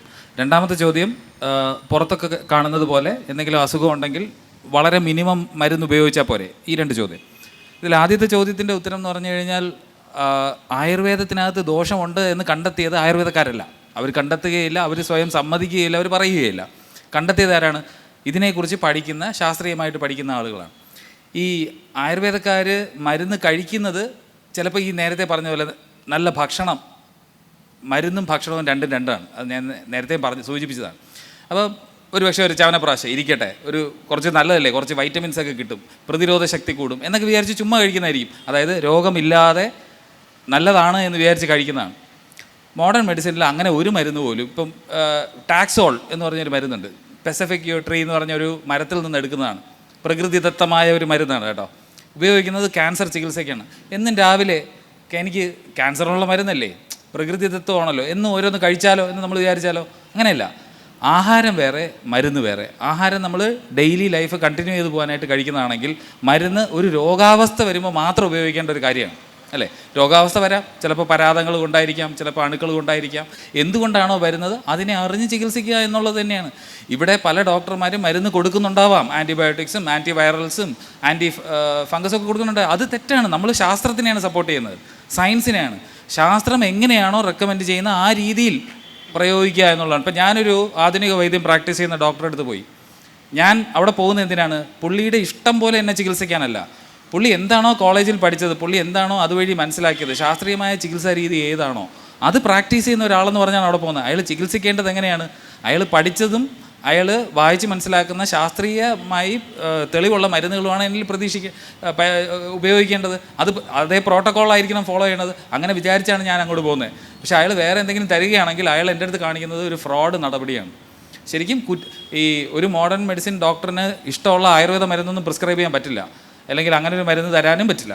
അപ്പോൾ വളരെ മിനിമമായിട്ട് മരുന്ന് ഉപയോഗിക്കുകയാണ്. ഇപ്പോൾ ഞാനും ഈ മോഡേൺ മെഡിസിൻ ആണ് ശരി എന്ന് പറയുമ്പോഴും ദിവസവും മരുന്ന് കഴിച്ചുകൊണ്ടിരിക്കുന്ന ആളല്ല. ആവശ്യത്തിന് ഒരു ഡോക്ടർ പ്രിസ്ക്രൈബ് ചെയ്തിട്ടുള്ള മരുന്നുണ്ടെങ്കിൽ ആ ഡോസിൽ, ആ അളവിൽ കഴിക്കുക, സ്വന്തം ഇഷ്ടപ്രകാരം കഴിക്കാതെ അവിടെ നിർത്തുക. അതാണ് ചെയ്യേണ്ടത്. മരുന്ന് ഒരു അസുഖം വരുന്നത് കൊണ്ട് കഴിക്കേണ്ട കാര്യമാണ്, അല്ലേ? നമ്മളിതിൽ പല ഘട്ടങ്ങളിലായിട്ട് പലരും ചോദിച്ച ചോദ്യങ്ങൾക്ക് ഉത്തരം എന്നുള്ള നിലയ്ക്കാണ് ഇതുമായി ബന്ധപ്പെട്ട സംഭാഷണം തുടർന്നുകൊണ്ടിരിക്കുന്നത്. ഇപ്പോൾ കൂടുതൽ പ്രേക്ഷകർ കാണാൻ വേണ്ടി വന്നിട്ടുണ്ട്. അവരുടെ അറിവിലേക്ക് വേണ്ടി കൂടി കൃത്യമായിട്ട് ഒരു ഉത്തരം, ആയുർവേദത്തിന് സൈഡ് എഫക്റ്റ് ഉണ്ടോ എന്ന് ചോദിച്ചാൽ ഒരു 3 മിനിറ്റ് കൊണ്ട് എങ്ങനെ അതിനൊരു പെട്ടെന്ന് സാധാരണക്കാർക്ക് മനസ്സിലാവുന്ന രീതിയിൽ ഒരു ഉത്തരം പറയാൻ കഴിയും? ആയുർവേദത്തിന് എന്തുകൊണ്ട് സൈഡ് എഫക്റ്റ് ഉണ്ടായിക്കൂടാ എന്നുള്ള ചോദ്യമാണ് എനിക്ക് തിരിച്ച് ചോദിക്കാനുള്ളത്. ആയുർവേദത്തിന് സൈഡ് എഫക്റ്റ് ഇല്ല എന്ന് ആരാണ് നിങ്ങളെ ധരിപ്പിച്ചത്? ആയുർവേദത്തിന് സൈഡ് എഫക്റ്റ് ഇല്ല, പാർശ്വഫലങ്ങളില്ലാത്ത ആയുർജീവനം എന്ന പരസ്യങ്ങളൊക്കെ കേട്ട് ആകർഷിച്ച് ഗോൾമയർ കൊണ്ടാണ് നമ്മൾ ഓരോ ആയുർവേദ ഡോക്ടറുടെ അടുത്തേക്കും പോകുന്നത്, ആയുർവേദ കടകളിലേക്ക് പോകുന്നത്. പരസ്യ കമ്പനികൾ ഒരു കാര്യം അഡ്വർടൈസ് ചെയ്യുന്നത് അതിൻ്റെ ഗുണനിലവാരം ഉള്ളത് കൊണ്ടല്ല, അത് വിറ്റ് പോകണം എന്നുള്ളത് കൊണ്ടാണ്. ഒരു സൈഡ് എഫക്റ്റും ഇല്ലാത്ത ഒരു കഫ് സിറപ്പ് എന്ന് കേൾക്കുമ്പോൾ നിങ്ങൾക്ക് ചിലപ്പോൾ തോന്നും, ഇങ്ങനെയല്ലേ അയാൾ മാർക്കറ്റ് ചെയ്യുന്നത്, ചെയ്യാം. അല്ലെങ്കിൽ 5000 വർഷത്തെ പാരമ്പര്യമുള്ള ഒരു കഫ് സിറപ്പ് എന്ന് കേൾക്കുമ്പോൾ, അല്ലെങ്കിൽ എണ്ണ തേച്ച് കഴിഞ്ഞാൽ കൈക്കുള്ളിൽ പോലും മുടി വളരും എന്നൊക്കെ പറയുന്ന എണ്ണകളുടെ പരസ്യം കാണുമ്പോൾ നിങ്ങൾ അറിയാതെ പോയി വാങ്ങിച്ച് തേച്ച് പോകും എന്നുള്ളതാണ്. പക്ഷേ അതിനെന്തെങ്കിലും പാർശ്വഫലങ്ങളുണ്ടോ എന്നുള്ളതിന് അവർ പഠിക്കാറില്ല. പക്ഷേ പലപ്പോഴും ഇത് ഉപയോഗിച്ച് കഴിഞ്ഞുണ്ടാകുന്ന പ്രശ്നങ്ങൾ വരുമ്പോൾ വളരെ രൂക്ഷമായിട്ടുള്ള പ്രശ്നമായിരിക്കും. ആ സമയത്ത് വരുന്നത് എപ്പോഴും ഫൈനലി അവർ വന്ന് മോഡേൺ മെഡിക്കൽ ഹോസ്പിറ്റലിലാണ് കിടക്കുന്നത്. അവർ നിരീക്ഷണങ്ങളിൽ കൂടെ മനസ്സിലാക്കുന്ന കാര്യങ്ങളാണ് നമ്മൾ ഈ പറയുന്നത്. എന്നിട്ട് പ്രോപ്പറായിട്ടുള്ള പിയർ റിവ്യൂഡ് ആയിട്ടുള്ള, അതായത് ഒരേ നിലവാരത്തിലുള്ള റിസർച്ച് ചെയ്യുന്ന ആ വിഷയത്തിൽ പ്രാവീണ്യമുള്ള ആളുകൾ റിവ്യൂ ചെയ്ത പേപ്പറുകളിൽ നിന്നുള്ള ഇൻഫർമേഷനാണ് നമുക്ക് മനസ്സിലാവുന്നത് ആയുർവേദത്തിന് അല്ലെങ്കിൽ ആയുർവേദ മരുന്നുകൾക്ക് സൈഡ് എഫക്റ്റ് ഉണ്ട്. ആയുർവേദത്തിനല്ല, ആയുർവേദ മരുന്നുകൾക്കാണ് സൈഡ് എഫക്റ്റ് ഉള്ളത്. ഈ ആയുർവേദത്തിൽ നമ്മൾ അകത്തേക്ക് കഴിക്കുന്ന മരുന്നുകളെക്കുറിച്ചാണ് ഇത്രയും നേരം സംസാരിച്ചു കൊണ്ടിരുന്നത്. പലപ്പോഴും ആയുർവേദത്തിൻ്റെ ഒരു ഷോപ്പ് കണ്ടാൽ നമ്മളുടെ ഉള്ളിൽ പെട്ടെന്നുണ്ടാകുന്ന ഒരു ചിന്ത പലപ്പോഴും ഒരു അസുഖവും ഇല്ലെങ്കിലും ശരീര സംരക്ഷണത്തിന് പറ്റിയ, ശരീര സൗന്ദര്യത്തിന് പറ്റിയ, മുഖം ഒന്നുകൂടി തിളക്കാൻ പറ്റിയ, അല്ലെങ്കിൽ അങ്ങനെയുള്ള കാര്യങ്ങളുടെ ഒരു കലവറയാണ് ആയുർവേദം എന്ന് ധരിക്കുകയോ തെറ്റിദ്ധരിക്കുകയോ ചെയ്തിട്ട് അവിടെ ചെന്ന് അതുമായി ബന്ധപ്പെട്ട മരുന്നുകൾ വാങ്ങി ശരീരത്തിന് പുറത്തും അകത്തും ഒക്കെ ഉപയോഗിക്കുന്നുണ്ട്. അത്തരം ശരീര സൗന്ദര്യ മുഖം മിനുക്കൽ മരുന്നുകൾക്ക് പാർശ്വഫലങ്ങളുണ്ടോ? ഓക്കെ, ഇത് ഈ കുഴമ്പ്, ക്രീംസ് അല്ലെങ്കിൽ തൈലം മുഖത്ത് തേക്കുക, തലമുടി വളരാൻ ഉപയോഗിക്കുക, അല്ലെന്നുണ്ടെങ്കിൽ ഈ തടവൽ, ഇങ്ങനെയുള്ള കുറേ ചികിത്സാ രീതികൾ ഇപ്പോൾ പലയിടത്തും നമുക്ക് കാണാൻ പറ്റും. പ്രത്യേകിച്ചും ഈ ഓറൽ മെഡിസിൻ, അതായത് നമ്മൾ ഇൻജസ്റ്റ് ചെയ്യാത്ത മരുന്നുകൾ നിരോധിക്കപ്പെട്ട സ്ഥലങ്ങളിലെല്ലാം തന്നെ ഈ ടോപ്പിക്കൽ ആപ്ലിക്കേഷൻസ്, അതായത് നമുക്ക് പുറത്ത് തേക്കാം, വേദന സംഹാരി, ഇങ്ങനെയൊക്കെ പറഞ്ഞിട്ടുള്ള കുറേ പിണ്ണ തൈലം, അങ്ങനെയൊക്കെ കുറേ തൈലങ്ങളുടെ കാര്യങ്ങളൊക്കെ പറയും. ഇതിൽ ഒരു കാര്യം മനസ്സിലാക്കേണ്ടത്, പല തൈലങ്ങളിലും ക്യാംഫർ അതുപോലുള്ള കൗണ്ടർ ഇറിറ്റൻസ് ഉണ്ടാകും. അതായത് നമ്മുടെ തലച്ചോറ് വേദനയെ കാണുന്നത് എങ്ങനെയാണെന്ന് വെച്ചാൽ ഏതെങ്കിലും പ്രോമിനൻ്റ് ആയിട്ടുള്ള കൂടുതൽ വേദനയുള്ള ഒരു ഭാഗത്തേക്കാണ് നമ്മളുടെ ശ്രദ്ധ പോകുന്നത്. അപ്പോൾ ഈ ഗാബ റിസപ്റ്റ്, ഓക്കെ, നമ്മൾ അതിലേക്ക് പോകുന്നില്ലെങ്കിലും ഈ പെയിനിനെ ഫോക്കസ് ചെയ്യാനായിട്ട്, അതിനെ ഡൈവേർട്ട് ചെയ്യാനായിട്ട്, ഇപ്പോൾ ഇവിടെ നമുക്ക് ഇപ്പോൾ കയ്യിൽ മസിൽ പെയിൻ ഉണ്ടെങ്കിൽ, ഇൻഫ്ലമേഷൻ ഉണ്ടെന്നുണ്ടെങ്കിൽ അതിൻ്റെ പുറത്ത് ഒരു തൈലം തടത്തുമ്പോൾ ആ ഇറിറ്റേഷൻ, അതിലുള്ള ക്യാംഫർ പോലുള്ള ചില കർപ്പൂരം അടങ്ങിയിട്ടുള്ള എണ്ണ തേക്കുമ്പോഴത്തേക്ക് അവിടെ ഒരു ചെറിയ ചൂട് അനുഭവപ്പെടും. ചൂടോ അല്ലെങ്കിൽ തണുപ്പ് അങ്ങനെ അനുഭവപ്പെടുമ്പോഴത്തേക്കും നമ്മുടെ ശ്രദ്ധ അതിലേക്ക് പോകും. അങ്ങനെയാണ് ഇതിൻ്റെ ഒരു ബേസിക് പ്രിൻസിപ്പിൾ വർക്ക് ചെയ്യുന്നത്. പക്ഷേ യഥാർത്ഥത്തിൽ ഈ ഉള്ളിലുള്ള ഇൻഫ്ലമേഷനെ, അതിലുള്ള ഉള്ളിലുള്ള വീക്കത്തിനെ ഇത് ടാക്കിൾ ചെയ്യുന്നില്ല. എന്തുകൊണ്ടെന്ന് വെച്ചാൽ നമ്മുടെ ചർമ്മത്തിനുള്ളിലേക്ക് എന്തെങ്കിലും ഒരു കെമിക്കൽ, ഒരു രാസവസ്തു കടക്കണമെന്നുണ്ടെങ്കിൽ അത് ലൈപ്പോഫീലിക് ആയിരിക്കണം. അതായത് അത് ഈ കൊഴുപ്പുമായി ഒത്തുചേർന്ന് ഉള്ളിലേക്ക് കടക്കാൻ പറ്റുന്നതായിരിക്കണം. അത് ഒന്നാമത്തെ കാരണം. രണ്ടാമത്തെ ഇഷ്യൂ എന്ന് വെച്ചാൽ ഈ മോളിക്യൂളിൻ്റെ വലിപ്പം 500 ഡാൽട്ടൺസിൽ താഴെ ആയിരിക്കണം. അതിൻ്റെ ഈ പറഞ്ഞ സസ്യങ്ങളിൽ അടങ്ങിയിരിക്കുന്ന പ്രോട്ടീൻസും ഫ്ലാവനോയിഡ്സും എസെൻഷ്യൽ ഓയിൽസ് എന്നൊക്കെ പറഞ്ഞത് എല്ലാം ചിലതൊക്കെ വളരെ വലുതാണ്. അപ്പം നമ്മുടെ ചർമ്മത്തിൻ്റെ 7 ലെയറുകളിൽ കൂടി ഉള്ളിലേക്ക്, നമ്മളെ ബ്ലഡ് സ്ട്രീമിലേക്ക് പോകുന്നുണ്ടെങ്കിലും വളരെ ചെറിയ അളവിലേ പോവുള്ളൂ. അപ്പോൾ ചില എസെൻഷ്യൽ ഓയിൽസ്, ഇപ്പോൾ ട്രെപ്പനിൻസൊക്കെ പോലെയുള്ള ചിലതൊക്കെ ഉള്ളിലേക്ക് പോകും. അത് ബയോ അവൈലബിലിറ്റി കുറവാണ്. അതായത് നമ്മുടെ ശരീരത്തിലേക്ക് പോയി പ്രവർത്തിക്കാനുള്ള അതിൻ്റെ കഴിവ് കുറവാണ്. ആദ്യത്തെ കാരണം ഇത് ഗുണമുള്ളതാണോ ഇല്ലെന്നുള്ളത് ഉറപ്പുവരുത്തിയിട്ടില്ല. ഇത് ഉള്ളിലേക്ക് പോയി എന്തെങ്കിലും ചെയ്യുമോ, അതാണ് ഇവിടെ നമ്മൾ സംസാരിക്കുന്നത്, ഇതിൻ്റെ മെക്കാനിസം ഓഫ് ആക്ഷൻ. അപ്പോൾ പുറത്ത് ഒരു എണ്ണ പുരട്ടിയിട്ടുണ്ടെന്നുണ്ടെങ്കിൽ അതിൻ്റെ മോളിക്യൂൾ, അതിൻ്റെ എന്താ പറയുക, തന്മാത്ര വളരെ വലുതാണ്. അത് ഉള്ളിലേക്ക് പോകണമെന്നുണ്ടെങ്കിൽ 500 ഡാൽട്ടണിൽ താഴെ ആയിരിക്കണം. എന്നാൽ മാത്രമേ സുഷിരങ്ങളിൽ കൂടി ഉള്ളിലേക്ക്, നമ്മുടെ രക്തനാഡികളിലേക്ക് ചെന്ന് പോകും. ഇതൊരു വളരെ ബേസിക് കാര്യമാണ്. പിന്നെയാണ് ഇതിൻ്റെ ഗുണമുണ്ടോ ഇല്ലയോ എന്നുള്ളത് പറയുന്നത്. ഇതിനെന്തെങ്കിലും ഗുണമുണ്ടെന്നുണ്ടെങ്കിൽ ക്ലിനിക്കൽ ട്രയൽസിൽ കൂടി പരിശോധിച്ച് ഉറപ്പുവരുത്തണം. അത് ഈ പറഞ്ഞ സാധനങ്ങൾക്കൊന്നും ഇന്നേ വരെ കണ്ടിട്ടില്ല. അതുകൊണ്ടാണ് നമ്മളിത് ഈ കുഴമ്പുകൾ തേച്ച് മുടി വളർത്തുക, അല്ലെങ്കിൽ ഈ അടുത്ത കാലത്ത് ഒരെണ്ണം ഉണ്ടായിരുന്നു, 3 ആഴ്ചയ്ക്കുള്ളിൽ മുടി നരച്ച മുടിയെ കറുപ്പിക്കും. വെറും 3 ആഴ്ച കൊണ്ട് ഒരു കെമിക്കൽ ഫോർമുലേഷൻ അവർ പറയുന്നുണ്ട്. അപ്പോൾ ഇങ്ങനെയൊക്കെയുള്ള തട്ടിപ്പുകൾ, നേരത്തെ പറഞ്ഞ ഈ വ്യവസായം നടത്തുന്നവർ ഓണസ്റ്റായിട്ട് കച്ചവടം നടത്തി പൈസ ഉണ്ടാക്കുന്നത് നമുക്ക് മനസ്സിലാക്കാം. പക്ഷേ നുണ പറഞ്ഞ് ജനങ്ങളെ പറ്റിക്കുമ്പോഴാണ് നമ്മൾ ഇടപെടേണ്ടതായിട്ട് വരുന്നത്, ജനങ്ങളെ ബോധവൽക്കരിക്കേണ്ട ആവശ്യം വരുന്നത്. എനിക്കിത്ര പറയാനുള്ളത് അതിനെക്കുറിച്ച്. Thank you. ഈ ഘട്ടത്തിൽ നേരത്തെ നമ്മോട് ഒരു സംശയം ചോദിച്ച ഒരു കാണിക്ക് വീണ്ടും ഒരു സംശയം ചോദിക്കാൻ തോന്നുന്നുണ്ട്. അല്ല, ഈ മുടി കറുപ്പിക്കൽ വെളുപ്പിക്കൽ ആയുർവേദത്തിലുള്ളതല്ല, അത് ഓരോരോ തട്ടിപ്പുകാർ ഓരോരോ ബിസിനസ് തുടങ്ങുന്നതാണ്. അത് ആയുർവേദത്തിൽ പെട്ടതല്ല. ആയുർവേദത്തിൽ പെട്ടതിൽ പാരസിറ്റമോളിൻ്റെ റിയാക്ഷൻ എന്താണെന്ന് പറഞ്ഞു തരുമോ? ഇപ്പം ഞാൻ കാല് വേദനയായിട്ട് ഒരു തൈലം വാങ്ങാൻ വേണ്ടിയിട്ട് തിരുവനന്തപുരം ആയുർവേദ കളയിൽ പോയിട്ട് എനിക്കൊരു അവിടെ നിന്ന് ഞാൻ എന്ത് ചെയ്ത് ആ തൈലം വാങ്ങിയിട്ട് പുരട്ടി. എനിക്കൊരു പ്രശ്നമില്ല. അപ്പം ഏത് ആയുർവേദത്തിൽ നിന്ന് ഏത് മരുന്ന് വാങ്ങിയിട്ടാണ് അതിലൊരു റിയാക്ഷൻ വന്നത്? പാരസിറ്റമോളിൻ്റെ ഗുളിക കഴിച്ചിട്ട് അതിൻ്റെ റിയാക്ഷൻ ഒന്ന് പറഞ്ഞുതരാൻ പറ്റുമോ? എനിക്ക് തോന്നുന്നു ആ ചോദ്യം ഞാൻ ഒന്ന് വ്യക്തമാക്കി തരാൻ തോന്നുന്നു. അദ്ദേഹം ചോദിക്കുന്ന ചോദ്യം പാരസെറ്റമോൾ സാധാരണഗതിയിൽ പനി പോലെയുള്ളൊരു അസുഖത്തിന് പാരസെറ്റമോൾ കൊടുക്കുന്നു. ആ പാരസെറ്റമോൾ കഴിച്ചാൽ റിയാക്ഷൻ സൈഡ് എഫക്റ്റ് ഉണ്ടാകുമോ ഇല്ലയോ? ഇല്ല എന്നാണ് അവർ പറഞ്ഞത്. അവർ പറഞ്ഞത് ഡോക്ടർ പ്രിസ്ക്രൈബ് ചെയ്ത പാരസെറ്റമോളിനേക്കാൾ അളവിൽ കൂടുതൽ കഴിച്ചാൽ അത് ലിവർ സിറോസിസ് അടക്കമുള്ള കാര്യങ്ങളിലേക്ക് പോകുമെന്നാണെന്നാണ് ഞാൻ മനസ്സിലാക്കുന്നത്. ലിവർ ഇഞ്ചുറി ഉണ്ടാവും. ആ ഡോസ് എത്രയാണെന്ന് വളരെ വ്യക്തമായി പറഞ്ഞിട്ടുണ്ട്. ആയുർവേദ മരുന്നുകളുടെ പ്രശ്നം, ഒരു കൂട്ടം വസ്തുക്കൾ നിങ്ങൾ കേൾക്കൂ, ഒരു കൂട്ടം വസ്തുക്കളെല്ലാം കൂടെ അരച്ച് കലക്കി ഉണ്ടാക്കി തന്നു കഴിഞ്ഞാൽ ഇതിനകത്ത് ഓരോ തന്മാത്രകളായിട്ടാണ് ഇത് റിയാക്ഷൻ എടുക്കേണ്ടത്. അങ്ങനെ പറയാനായിട്ട് പറ്റില്ല. ഒരു ചെടി എടുത്താൽ തന്നെ അതിന് 10,000 കണക്കിന് മോളിക്യൂളുണ്ട്. ഇതിന് ഓരോ മോളിക്യൂളിൻ്റെയും ഫൈറ്റോ കെമിസ്ട്രി, അല്ലെങ്കിൽ അതെങ്ങനെയാണ് ഓരോ ശരീരത്തിൽ എവിടെയാണ് പോയി ബൈൻഡ് ചെയ്യുന്നത്, ഇതൊക്കെ പഠിക്കണം. അങ്ങനെ പഠിക്കാനായിട്ട് നോക്കുമ്പോഴാണ് പലപ്പോഴും അങ്ങനെ ഒന്നാമത്തെ കാര്യം ഒരു കൂട്ടം മരുന്നുകൾ എടുത്തു വെച്ചിട്ട് അല്ലെങ്കിൽ ഒരു കൂട്ടം തന്മാത്രകൾ വെച്ചിട്ടല്ല പഠിക്കേണ്ടത്. പകരം എന്താ, കൃത്യമായി ഒരു തന്മാത്ര ഏത് സ്ഥലത്ത് പോയി ബൈൻഡ് ചെയ്യുന്നു, അതെങ്ങനെ വർക്ക് ചെയ്യുന്നു എന്നുള്ളതാണ് പഠിക്കേണ്ടത്. പാരസെറ്റമോളിൻ്റെ കാര്യത്തിൽ അത് പഠിച്ചിട്ടുണ്ട്. മറ്റൊരു പ്രേക്ഷകൻ പ്രതികരിക്കുന്നുണ്ട്, അദ്ദേഹത്തിൻ്റെ ചോദ്യം കേൾക്കാം. ഹലോ, എൻ്റെ ചോദ്യം എന്താണെന്ന് വെച്ചാൽ, ഇവിടെ സത്യവും നീതിയും മര്യാദയായിട്ടൊരു ഡോക്ടർമാരോ അല്ലെങ്കിൽ ഒരു ആയുർവേദമോ ഇല്ല. എല്ലാവർക്കും കാശുണ്ടാക്കാൻ വേണ്ടി കൃത്യമായിട്ട് ഒരു ഇതുണ്ടാക്കിയിട്ട് ചെയ്യുകയാണ്. ആർക്കും, ഒരു ഡോക്ടർമാർക്കും ആയിക്കോട്ടെ ആയുർവേദം ആയിക്കോട്ടെ, ആരും ആത്മാർത്ഥപരമായിട്ട് ഇവൻ്റെ രോഗം മാറണമെന്നില്ല. എല്ലാവരും ബിസിനസ്സുകാരാണ്. ബിസിനസ്സിൽ കായുണ്ടാക്കണം. ₹1 ചിലവാക്കിയാൽ ₹100 ലാഭം കിട്ടണം. അതാണ് ഇവിടുത്തെ ഇംഗ്ലീഷ് ഡോക്ടർമാരും ആയുർവേദ ഡോക്ടർമാരും. സത്യവും നീതിയും മര്യാദയും മനുഷ്യൻ്റെ അടുത്തില്ല. അതാണ് ഇതിൻ്റെ യാഥാർത്ഥ്യം, ഇതിൻ്റെ പ്രധാന ബേസിക്കൽ അതാണ്. അല്ലാതെ ഇവിടെ പാരസിറ്റമോളിന് അതിൻ്റെ ബാക്ക്ഗ്രൗണ്ട് എന്താണ്, അതിൻ്റെ എഫക്റ്റ് എന്താണെന്ന് ഡോക്ടർമാർക്ക് അറിയാം. നമ്മളിപ്പോൾ ഇവിടെ ഐ കോഫി കുടിക്കണ്ട, മറുപടി പറയണ്ടേ? വല്ലതൊക്കെ പ്രഷറിന് ഐ കോഫി കുടിക്കണ്ടല്ലോ, ഷുഗറിന്. അതൊരു ഇംഗ്ലീഷ് ഡോക്ടറെ എത്തി എന്നിട്ടുണ്ടെങ്കിൽ എന്തിനാണ് വാങ്ങി കുടിക്കണേ? വെറുതെ ആൾക്കാരോടെ വിറ്റാണ് ഞാൻ ഈ തരം ഇവരെ വിളിക്ക ചെയ്താണ്. അപ്പം എന്താ, അതിൽ നിന്ന് അത് ബ്ലോക്ക് ചെയ്യണം ഇവർ. അപ്പോൾ ഈ ഡോക്ടർമാർക്കൊക്കെ എല്ലാവർക്കും കാശാണ് മെയിൻ. ഒരു സംശയം ചോദിച്ചോട്ടെ, ഇനി നമ്മളൊന്ന് സംസാരിച്ചോട്ടെ. മൈക്ക് കുടിച്ചോളൂ. ഐ കോഫി എന്തിനാണ് കുടിക്കുന്നതെന്നാണ് പറഞ്ഞത്? ഷുഗറിന്.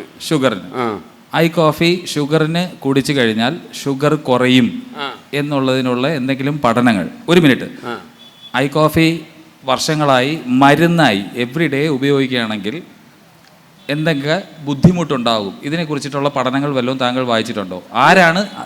ഒരു മിനിറ്റ്, ആരാണ് താങ്കൾക്ക് ഈ ഐ കോഫി റെക്കമെൻഡ് ചെയ്തത്? ഏത് ഡോക്ടറാണ് ഈ ഐ കോഫി റെക്കമെൻഡ് ചെയ്യുന്നത്? പറഞ്ഞാൽ അതിൽ കുറേ ആളുകൾ, എനിക്ക് ഇത്ര കൊല്ലത്തെ ഡയബറ്റീസ് ഉണ്ടായിരുന്നു, ഞാൻ ഇത്ര കൊല്ലം പല ഗുളികയും കുടിച്ച് പല ഡോക്ടർമാരെ കാണിച്ച് സമീപം എനിക്ക് ശാന്തി കിട്ടിയില്ല, ഐ കോഫി കുടിച്ചപ്പോൾ എനിക്ക് വളരെ ശാന്തിയുണ്ട് എന്നിങ്ങനെ പരസ്യങ്ങൾ ഇങ്ങനെ വരുമതിൽ.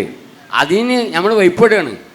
അതാണ്. അപ്പം ആരെങ്കിലും അങ്ങനെ പരസ്യം കൊടുക്കുമ്പോൾ താങ്കളെ പോലെയുള്ള ആരായിരുന്നാലും കുറേ അനുഭവ സാക്ഷ്യങ്ങൾ കേൾക്കുമ്പോൾ അത് തെളിവായിട്ട് എടുക്കുകയും അത് ഉപയോഗിച്ച് തുടങ്ങുകയും ചെയ്യും. എന്നിട്ട് ഡോക്ടർ കഴിക്കരുതെന്ന് പറഞ്ഞ വസ്തുക്കൾ കഴിക്കുകയും എന്നിട്ട് ഏതെങ്കിലും തന്നിരുന്ന മരുന്നുകൾ നിർത്തുകയും ചെയ്യുന്നത് വഴി വീണ്ടും പ്രശ്നവും. അപ്പോൾ ഡോക്ടറിന് പ്രശ്നവും.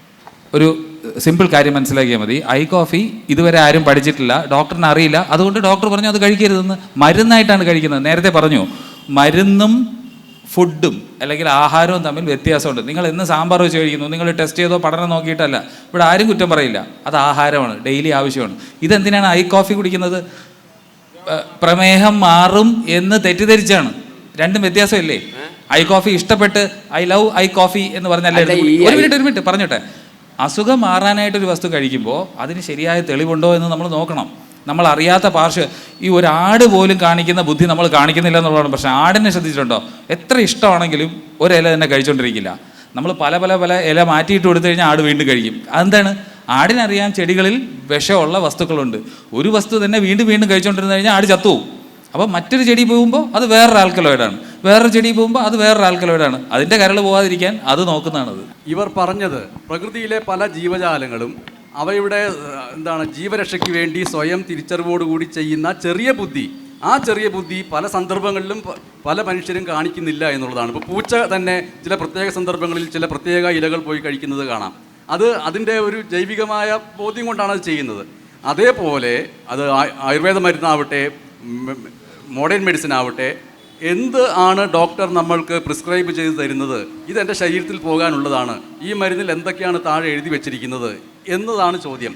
അതിൽ മോഡേൺ മെഡിസിനിൽ അതിലെല്ലാം വിശദാംശങ്ങളുണ്ടാവും. ആയുർവേദത്തിൽ അതിൻ്റെ സൈഡ് എഫക്റ്റിനെ കുറിച്ച് പറയുന്നില്ല, അതിനെക്കുറിച്ച് ഇതുവരെയും പഠിച്ചിട്ടുമില്ല എന്നാണ് സൂചിപ്പിക്കുന്നത് തോന്നുന്നു. അദ്ദേഹം പറഞ്ഞു തുടങ്ങിയ ഒരു പോയിന്റ് റെലവൻ്റ് ആണ്. അതായത് എല്ലാ ആയുർവേദമായാലും മോഡേൺ മെഡിസിൻ ആയാലും സിദ്ധ, യുനാനി ഇവരെല്ലാം ആണെന്നുണ്ടെങ്കിലും ജനങ്ങൾക്ക് ഇതിനെക്കുറിച്ച് അറിയാനുള്ള സംവിധാനമില്ല എന്നാണ് അദ്ദേഹം പറഞ്ഞത്. അത് ഇവരെല്ലാം കച്ചവടത്തിന് നിൽക്കുന്നതാണ്.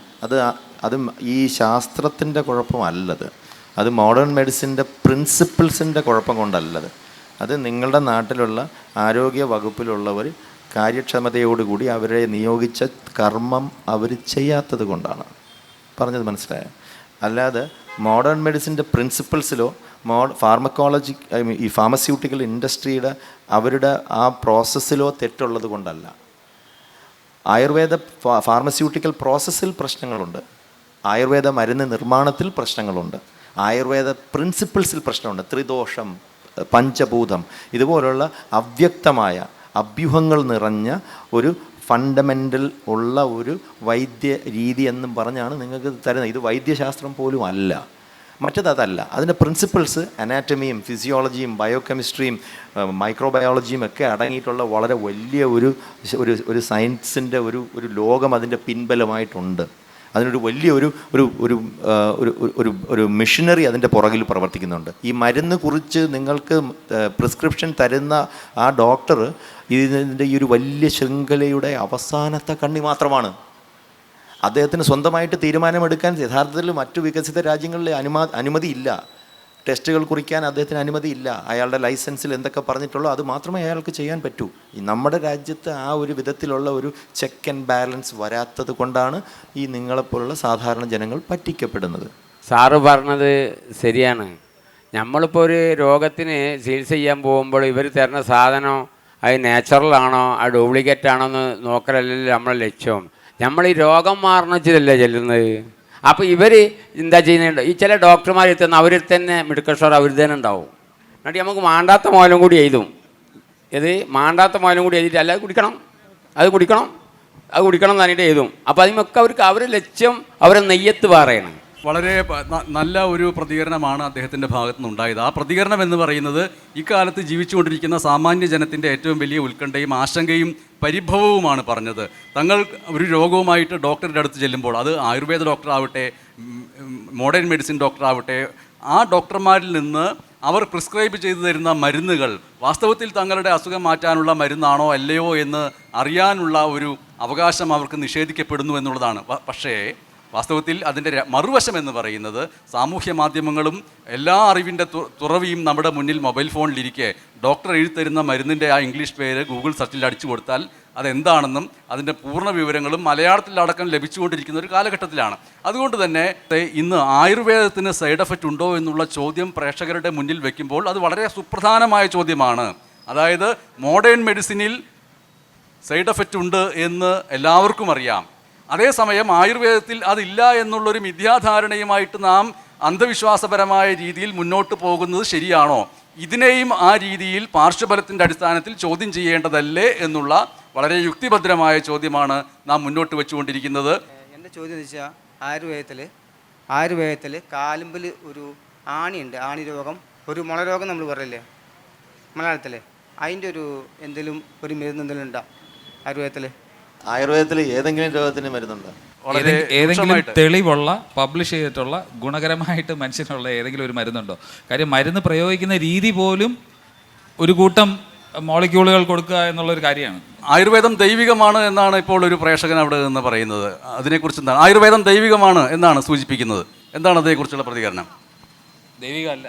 ഇപ്പോൾ ആയുർവേദം ദൈവികമല്ല എന്ന് അദ്ദേഹം തിരുത്തുകയും ചെയ്തിരിക്കുന്നു. എന്തായാലും വളരെ അസ്തഗ്ഫിറുല്ലാ, അത് വൈബ്രന്റ് ആയ ഒരു ശിർക്കാണ്. പ്രേക്ഷകരാണ് ഇപ്പോൾ നമ്മോടൊപ്പം ഉള്ളത്. അസ്തഗ്ഫിറുല്ലാഹ് അദീം, അത് ഷിർക്കാണ്, അത് പറയാൻ പാടില്ല, ദൈവികമൊന്നുമല്ല. ഒരു പ്രേക്ഷകൻ ചോദ്യം ചോദിക്കാൻ വരുന്നുണ്ട്. ഇപ്പം മോഡേൺ മെഡിസിനിൽ രോഗിക്കൊരു മരുന്ന്, ഒരു അസുഖത്തിനൊരു മരുന്ന് കൊടുക്കുന്നത് ഒരുപാട് ക്ലിനിക്കൽ ട്രയലും അതുപോലെ മനുഷ്യരിലും അതുമാത്രമല്ല മൃഗങ്ങളിലൊക്കെ പരീക്ഷണം നടത്തിയതിന് ശേഷം ഇവൻ 10-15 വർഷത്തെ ടെസ്റ്റ് നടത്തിയതിന് ശേഷമാണ് ഇതൊരു മരുന്നായിട്ട് പുറത്തേക്ക് വിടുന്നതെന്ന് പറയും. അപ്പോൾ നമ്മൾ ഇപ്പോൾ ഈ അടുത്ത് വന്ന ഈ കൊറോണക്കുള്ള മരുന്ന് കൊടുത്തത് ഇത്രയും കാലത്തെ പരീക്ഷണ നിരീക്ഷണത്തിന് ശേഷമാണോ, അല്ലെങ്കിൽ അതിന് വാക്സിൻ കണ്ടുപിടിച്ചു? ഈ വാക്സിൻ കൊടുത്തത് ഇത്രയും കാലത്തെ ഒരു ട്രയൽ എടുത്തതിന് ശേഷമാണ്. അപ്പോൾ ഈ സംഗതി തന്നെയല്ലേ മറ്റോട് നടക്കുന്നത്. അവരാണെങ്കിൽ ഒരുപാട് കാലത്തെ അനുഭവത്തിൻ്റെ അടിസ്ഥാനത്തിലാണെന്ന് പറയുന്നു. mRNA ഇവിടെ ഇതിന് ടെസ്റ്റും മറ്റും അതുപോലുള്ള സംവിധാനങ്ങളുണ്ട്. പക്ഷേ അതുപോലും ഉപയോഗപ്പെടുത്താനുള്ള അവസരം കൊടുക്കാതെ അതൊരു മരുന്നായിട്ടും വാക്സിനായിട്ടും പെട്ടെന്ന് തന്നെ രോഗികളിലേക്ക് എത്തിക്കുകയാണ്.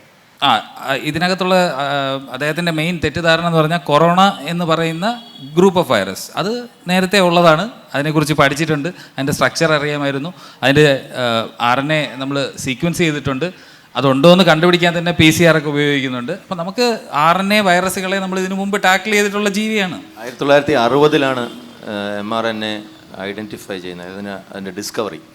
അപ്പം പെട്ടെന്നാണ് ഈ വാക്സിൻ കണ്ടുപിടിച്ചതെന്ന് പറയുന്നത് തെറ്റാണ്. ഈ ഒരു സ്പെസിഫിക് ഇൻഫെക്ഷനുള്ള വാക്സിനേഷൻ ഡെവലപ്പ് ചെയ്യാനായിട്ട് വീണ്ടും തുടക്കം തൊട്ടേ റിസർച്ച് തുടങ്ങേണ്ട കാര്യമില്ല.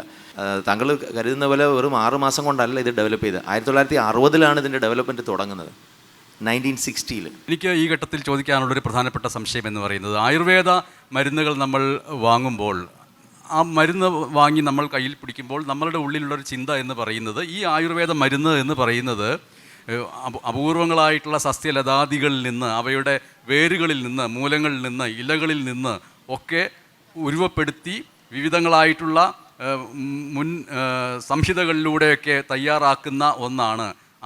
അത് അങ്ങേയറ്റം വിശുദ്ധമാണ്, അത് അങ്ങേയറ്റം നൈസർഗികമാണ്, പ്രകൃതിസിദ്ധമാണ്, ഒരു തരത്തിലുള്ള പാർശ്വഫലവുമില്ലാതെ നമ്മൾക്ക് കഴിക്കാം എന്ന് പറയുമ്പോൾ വാസ്തവത്തിൽ ആ പ്രക്രിയ, ഈ പറഞ്ഞ വേര് സമൂലം അതിനെ ഒരു കഷായമോ കുഴമ്പോ ലേപനമോ ഒക്കെ മാറ്റുന്ന പ്രക്രിയയെ എങ്ങനെയാണ് സൈഡ് എഫക്റ്റ് ഉണ്ടാവും എന്ന് കരുതാനും അതിനെ അവിശ്വസിക്കാനും നമ്മൾക്ക് തോന്നുന്നത്?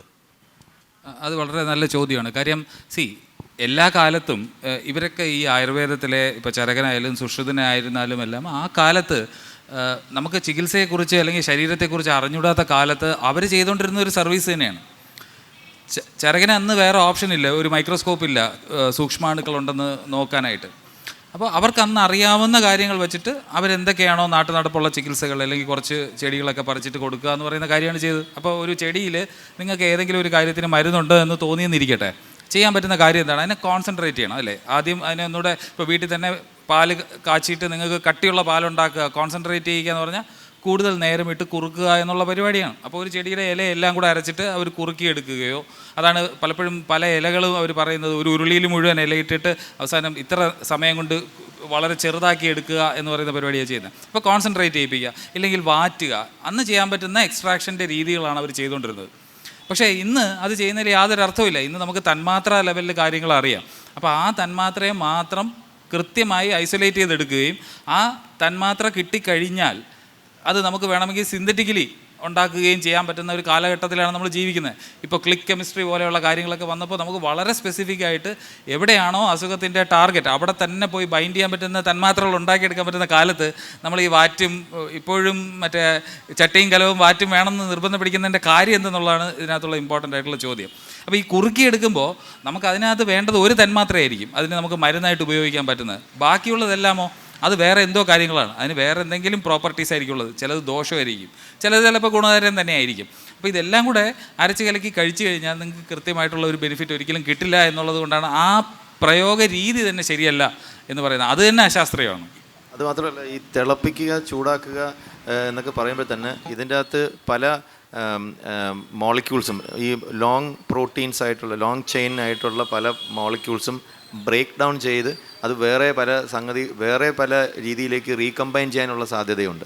അപ്പം ഹീറ്റ് ചെയ്യുമ്പോഴത്തേക്കും ഇത് ഫർദർ ചിലപ്പോൾ ടോക്സിക്കായി മാറാനുള്ള സാധ്യതയുണ്ട്. ഞാനിപ്പോൾ ഏതെങ്കിലും ഒരു സ്പെസിഫിക് മരുന്നിനെ കുറിച്ചല്ല പറയുന്നത്, ഇതിൻ്റെ അൺപ്രഡിക്റ്റബിലിറ്റി, ഈ തിളപ്പിക്കുമ്പം ഉണ്ടാകുന്ന അൺപ്രഡിക്റ്റബിലിറ്റി നമുക്ക് പറയാൻ പറ്റില്ല എങ്ങനെയാണ് ഇത് ആയിത്തീരുന്നതെന്ന്. എൻ്റെ പേര് മുനീർ എന്നാണ്, വൈലത്തൂരാണ് സ്വദേശം. എനിക്ക് സംശയമല്ല, ഞാനൊരു കാര്യം ചോദിക്കാമെന്ന് വെച്ച് കഴിഞ്ഞാൽ, നമ്മൾ ആയുർവേദം എന്ന് വെച്ച് കഴിഞ്ഞാൽ പരമ്പരാഗത രീതിയിലൂടെ പഴയ ആളുകൾ നമ്മൾ പാരമ്പരാഗതമായിട്ട് നമ്മളിങ്ങനെ മുന്നോട്ട് കൊണ്ടുവന്നിരുന്ന ഒരു സംഭവമാണ് ഈ പാരമ്പര്യം. ഏത് ആയുർവേദം, ഈ പ്രകൃതിയിൽ നിന്ന് കിട്ടുന്ന പച്ചമരുന്ന് കാര്യങ്ങളൊക്കെ, അതിലൊരു സത്യമുണ്ടോ? അതാണ് എനിക്കറിയേണ്ടത്. അതിലൊരു സത്യമുണ്ടോ? സത്യം മീൻസ് നമ്മൾ പരമ്പരാഗതമായിട്ട് പലവരും നമ്മളെ പൂർവികരൊക്കെ ഇങ്ങനെ ഉപയോഗിച്ച് വന്നിരുന്നു. ആ മെഡിസിൻ കഴിച്ചിട്ട് ഒരുപാട് ആൾക്കാർക്ക് രോഗശമനം വന്നിരുന്നു. ഇപ്പോൾ ഈ സമയത്ത് വെച്ചിട്ട് ആയുർവേദത്തിന് സൈഡ് എഫക്റ്റ് ഉണ്ടോ? അവിടെ ഒരു ലോഡിംഗ് ഉണ്ട് ആ ചോദ്യത്തിലൊരു, നമ്മൾ ഇതിനെയാണ് ലോഡഡ് ക്വസ്റ്റ്യൻ എന്ന് പറയുന്നത്. അതായത് അവർക്ക് രോഗം മാറിയിട്ടുണ്ട് എന്നൊരു അസംഷൻ അവിടെ പറയുന്നുണ്ട്. ഈ രോഗം മാറിയിരുന്നു എങ്കിൽ 1910 കേരളത്തിന്റെ ശരാശരി ആയുർദൈർഘ്യം എത്രയാണെന്നറിയാം? എത്രയായിരിക്കും? ഒരു ഊഹം പറ, ഒരു റഫ് എസ്റ്റിമേറ്റ്. ഇപ്പോൾ ഉള്ളത് 72. ഇപ്പം നമുക്ക് 76, 74 തോന്നുന്നത് അല്ലേ? അന്ന് 24 അറ്റ് ബർത്ത് 24ഉം 26ഉമായിരുന്നു.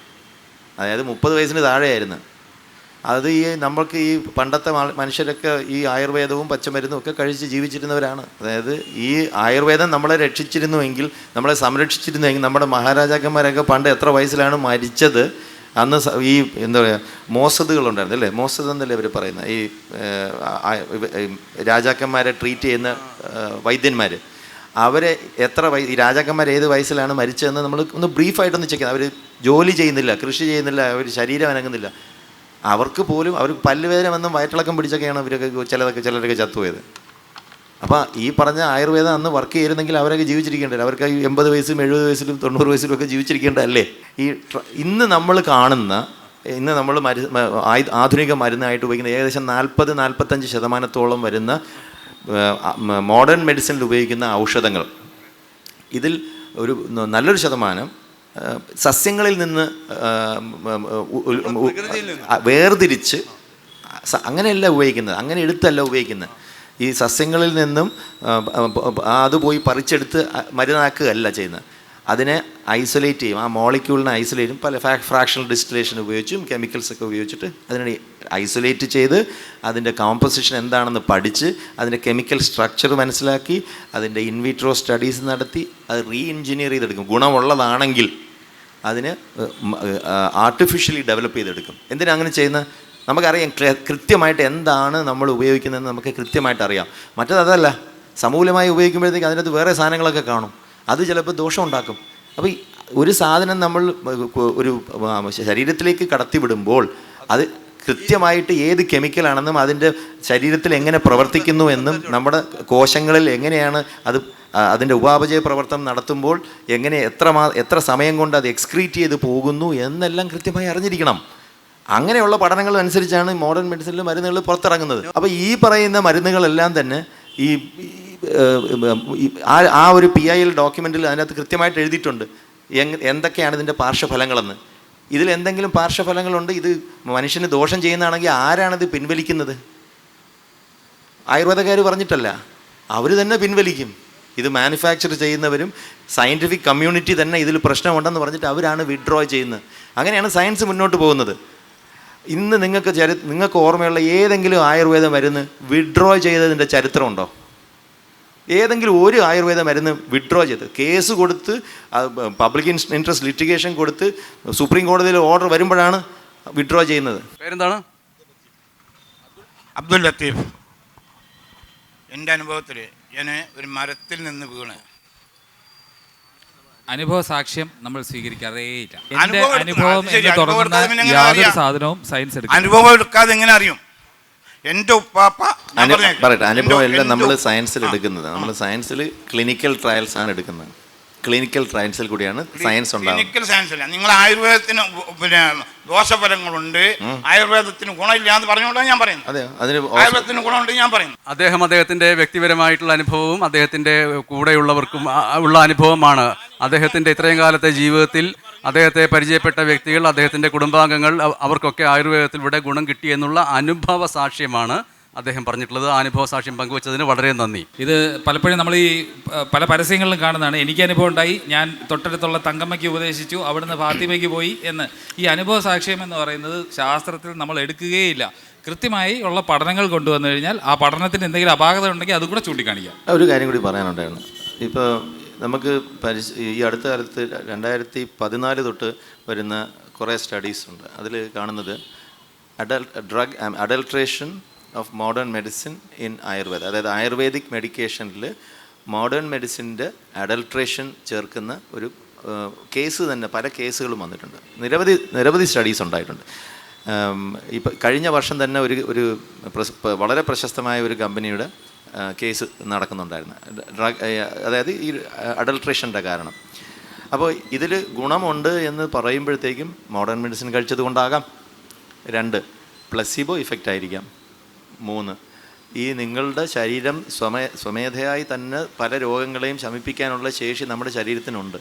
നമ്മുടെ ശരീരത്തിൻ്റെ പ്രതിരോധ ശേഷിക്കും നമ്മുടെ ശരീരത്തിൻ്റെ റിക്കവറിക്കും ഒക്കെ അതിൻ്റേതായ എബിലിറ്റി ഉണ്ട്. അപ്പം ഏത് രോഗമാണ് മാറിയതെന്നും അതിന് മുൻപ് നിങ്ങൾ ടെസ്റ്റ് നടത്തിയിട്ടുണ്ടോ, അതിന് ശേഷം ടെസ്റ്റ് നടത്തിയിട്ടുണ്ടോ, ഈ കൊടുത്തത് ആയുർവേദ മരുന്ന് തന്നെയാണോ, ഇതെല്ലാം പരിശോധിക്കേണ്ടതായിട്ട് വരും. അപ്പോൾ ഈ പരിശോധനയുടെ അവസാനമാണ് നമ്മൾ തീരുമാനിക്കുന്നത് ഈ പറയുന്ന അനുഭവ സാക്ഷ്യത്തിൽ എന്തെങ്കിലും സത്യമുണ്ടോ എന്ന്. നിങ്ങൾ പറഞ്ഞത് നിങ്ങളുടെ അനുഭവത്തിൽ ശരിയായിരിക്കാം, അത് ശരിയായിരിക്കാം. പക്ഷേ എന്താണ് കഴിച്ചതെന്ന് നമുക്കറിയില്ലല്ലോ, ടെസ്റ്റുകൾ നടത്തിയിട്ടില്ലല്ലോ. ആ ടെസ്റ്റുകൾ അതിൻ്റെ വെളിച്ചത്തിൽ മാത്രമേ നമുക്ക് ഇത് ഫർദറായിട്ട് കൊണ്ടുപോകാൻ പറ്റൂ. ഇപ്പോൾ അനുഭവ സാക്ഷ്യം എടുക്കാത്തതിൻ്റെ കാരണം ഇതാണ്, അൺവെരിഫയബിൾ ആയിട്ടുള്ള ക്ലെയിമുകളാണ് നമുക്ക്. അതുകൊണ്ടാണ് നമ്മൾ ഈ ക്ലിനിക്കൽ ട്രയൽസിനെ കൂടുതൽ റിലൈ ചെയ്യുന്നത്. അതിൽ phase 1, phase 2, phase 3 എന്ന് പറയുന്ന കുറേ സ്റ്റേജസ് ഉണ്ട്. 10-15 വർഷത്തെ ക്ലിനിക്കൽ ട്രയൽസിൽ നിന്ന് ഉണ്ടാക്കിയെടുക്കുന്ന തെളിവുകളാണ് നമ്മൾ സമർപ്പിക്കുന്നത്. ഈ തെളിവുകളുണ്ട്, ഇങ്ങനെയാണ് ഇത് വർക്ക് ചെയ്യുന്നത്, ഇതിൻ്റെ അഡ്മിനിസ്ട്രേഷൻ, ഇതിൻ്റെ അബ്സോർപ്ഷൻ, ഇതിൻ്റെ മെറ്റബലൈസേഷൻ, ഇതിൻ്റെ എക്സ്ക്രീഷൻ്റെ പ്രോസസ്സ്, ഇതാണ് ഇതിൻ്റെ ചാനൽ, ഇതാണ് തെളിവുകൾ. എത്ര നേരം എടുക്കും ഒരു മരുന്ന് ശരീരത്തിൽ പ്രവർത്തിക്കാൻ, ഇതിൻ്റെ അംശങ്ങൾ എവിടെയെല്ലാം അടിഞ്ഞുകൂടും, എങ്ങനെ ഇത് പുറന്തള്ളപ്പെടും, ഇതെല്ലാം പഠിക്കണം. എന്നാൽ മാത്രമേ നമുക്ക് ജനങ്ങളിലേക്ക് ഇത് പറഞ്ഞു കൊടുക്കാൻ പറ്റൂ. അതുകൊണ്ടാണ് അനുഭവ സാക്ഷ്യം എടുക്കാത്തത്. അതെ, അതിൽ ഈ അനുഭവ സാക്ഷ്യം എടുക്കില്ല എന്ന് പറയുമ്പോൾ എൻ്റെ ഒരു സംശയം ഞാൻ ചോദിക്കുന്നത്, ഏതെങ്കിലും ഒരു വ്യക്തി ഇപ്പോൾ ഒരു ആയുർവേദ മരുന്ന് കഴിക്കുന്നു, ആയുർവേദ മരുന്ന് അതിന് ഫലം കിട്ടാൻ കുറേ സമയമെടുക്കുമെന്നുള്ളത് കൊണ്ട് കുറേ നാളുകൾ ആയുർവേദ മരുന്ന് കഴിക്കുന്നു. ഏറെ നാളത്തെ ഉപയോഗത്തിന് ശേഷം ആ വ്യക്തിക്ക് ഫലം കിട്ടിയെന്ന് തോന്നുന്നു, അല്ലെങ്കിൽ ഫലം കിട്ടിയതായിട്ട് അനുഭവപ്പെടുന്നു, ഫലം കിട്ടിയെന്ന് ബന്ധുക്കളും നാട്ടുകാരും പറയുന്നു, ആ വ്യക്തിക്കും സ്വയം തോന്നുന്നു. ഇത് ദീർഘകാലത്തെ ഒരു ഇടവേളയ്ക്ക് ശേഷമാണ് ഇത് കിട്ടിയതായിട്ട് തോന്നുന്നത്. എന്നാൽ ലോകാരോഗ്യ സംഘടന തന്നെ പറയുന്നത് മിക്കവാറും അസുഖങ്ങളും കുറേ നാളുകൾക്ക് ശേഷം സ്വാഭാവികമായിട്ട് മാറുന്നവയാണ് എന്നുള്ളതാണ്. അപ്പോൾ ഇതിൻ്റെ അകത്തൊരു സൈക്കോളജി പ്രവർത്തിക്കുന്നുണ്ടോ? ഒരുപക്ഷെ നേരത്തെ കൈപ്പള്ളി അത് സൂചിപ്പിച്ചിരുന്നു പ്ലസീബോ എഫക്റ്റിനെ കുറിച്ചിട്ട്. ഈ മരുന്നുകൾ എന്തുകൊണ്ട് വർക്ക് ചെയ്യുന്നതായി തോന്നുന്നു എന്നുള്ളതൊരു വലിയ സബ്ജക്റ്റ് തന്നെയാണ്. അതിൽ പ്രധാനപ്പെട്ട മറ്റൊരു കാര്യം, കൈപ്പള്ളി വിട്ടുപോയ ഒരു കാര്യം ഞാൻ പറയാമെന്ന് വിചാരിക്കുന്നു. അതിന് പറയുന്ന ടെക്നിക്കൽ പേര് റിഗ്രഷൻ ടു മീൻ എന്നാണ്. അതായത് ഒരു അസുഖം വന്നു കഴിഞ്ഞാൽ നിങ്ങൾക്ക് മരുന്ന് എടുക്കണമെന്ന് എപ്പോഴാണ് തോന്നുക, അത് ഏറ്റവും മൂർധന്യാവസ്ഥയിൽ നിൽക്കുന്ന സമയമായിരിക്കും അല്ലേ. അപ്പോൾ ഏതൊരു രോഗത്തിനും ഒരു നാച്ചുറൽ ഹിസ്റ്ററി ഉണ്ട്. അതെങ്ങനെയാണ് തുടങ്ങുന്നത്, അത് എത്രത്തോളം രൂക്ഷമാവും, അത് കഴിഞ്ഞ് അതെങ്ങനെ കുറയും. പലപ്പോഴും മരുന്നെടുക്കുന്നത് അസുഖം മാറ്റാൻ മാത്രമല്ല, ആ അസുഖത്തിൻ്റെ കാഠിന്യം ഒന്ന് കുറയ്ക്കാൻ. തനിയെ മാറുന്ന അസുഖമായിരിക്കും. ഇപ്പം ജലദോഷം തനിയെ മാറുന്നതാണ്, പക്ഷേ അടുത്ത ദിവസം ഓഫീസിൽ പോകണം, ബുദ്ധിമുട്ടുണ്ട്. അപ്പോൾ ഏതെങ്കിലും ഒരു ഡോക്ടറിനെ കണ്ടിട്ട് ഒരു ആൻറ്റി ഹിസ്റ്റമിൻ കഴിച്ചെന്ന് വരാം അല്ലേ, അല്ലെങ്കിൽ ഒരു ആൻറ്റി അലർജിക്ക് എന്തെങ്കിലും ഒരു മരുന്ന് കഴിച്ചെന്ന് വരാം. അത് ജലദോഷത്തിന് വേണ്ടിയിട്ടല്ല, ആ അസുഖം ഒന്ന് കുറയ്ക്കാൻ വേണ്ടിയിട്ടാണ്. എന്ന് പറഞ്ഞതുപോലെ ഏറ്റവും മിനിമം ഒരു മരുന്നിന് വേണ്ട കാര്യം എന്താണ്, ഒരു അസുഖത്തിൻ്റെ നാച്ചുറൽ ഹിസ്റ്ററിയേക്കാൾ മുന്നേ അസുഖം മാറ്റാൻ കഴിയണം, എങ്കിലേ അതിനെ നമുക്ക് മരുന്ന് വിളിക്കാൻ പറ്റൂ. ഇത് ആയുർവേദ മരുന്ന് കഴിക്കുന്നുണ്ട്, ജലദോഷമാണെങ്കിലും 7 ദിവസം കൊണ്ട് മാറുന്നതാണ്. ഇത് അതിനേക്കാൾ താമസിച്ചേ വർക്ക് ചെയ്യുള്ളൂ എന്നാണ് ഇവർ പറയുന്നത്. അതാണ് അതിനകത്തുള്ള ഏറ്റവും വലിയ തമാശ. അതായത് അതിൻ്റെ നാച്ചുറൽ ഹിസ്റ്ററിയേക്കാൾ കൂടുതലാണ് ഇവർ വർക്ക് എടുക്കുന്ന പറയുന്ന സമയം. അത് മാത്രമല്ല, ഇപ്പം വളരെ സീരിയസ് ആയിട്ടുള്ള ലൈഫ് ത്രെറ്റനിങ്, അതായത് നമ്മുടെ ജീവിതത്തിന് തന്നെ ദോഷം വരാൻ സാധ്യതയുള്ള രോഗങ്ങൾക്ക് ഇതുപോലുള്ള ചികിത്സാ രീതികൾ പിന്തുടരുമ്പോൾ അല്ലെങ്കിൽ ഇത് സ്വീകരിക്കുമ്പോൾ മരണം അല്ലെങ്കിൽ ആ രോഗത്തിനെ ട്രീറ്റ് ചെയ്യാനുള്ള ടൈം നമുക്ക് നഷ്ടപ്പെടും. ആയുർവേദം സ്വീകരിക്കുന്നു അല്ലെങ്കിൽ വേറെ ഏതെങ്കിലും ഇതര വൈദ്യം സ്വീകരിക്കുമ്പോഴത്തേക്കും ഇതിനെ കൃത്യമായ സമയത്ത് ഇപ്പോൾ ക്യാൻസേഴ്സ് ആണെന്നുണ്ടെങ്കിൽ അതിൻ്റെ പ്രോഗ്രഷൻ്റെ ഏർലി സ്റ്റേജസിൽ ഡിറ്റക്റ്റ് ചെയ്യുമ്പോൾ അത് പ്രാഥമിക ഘട്ടത്തിൽ തന്നെ അതിനെ നമ്മൾ തിരിച്ചറിയുമ്പോഴത്തേക്കും നമുക്ക് ചികിത്സിക്കാനുള്ള ഒരു സമയം നമുക്ക് കിട്ടും.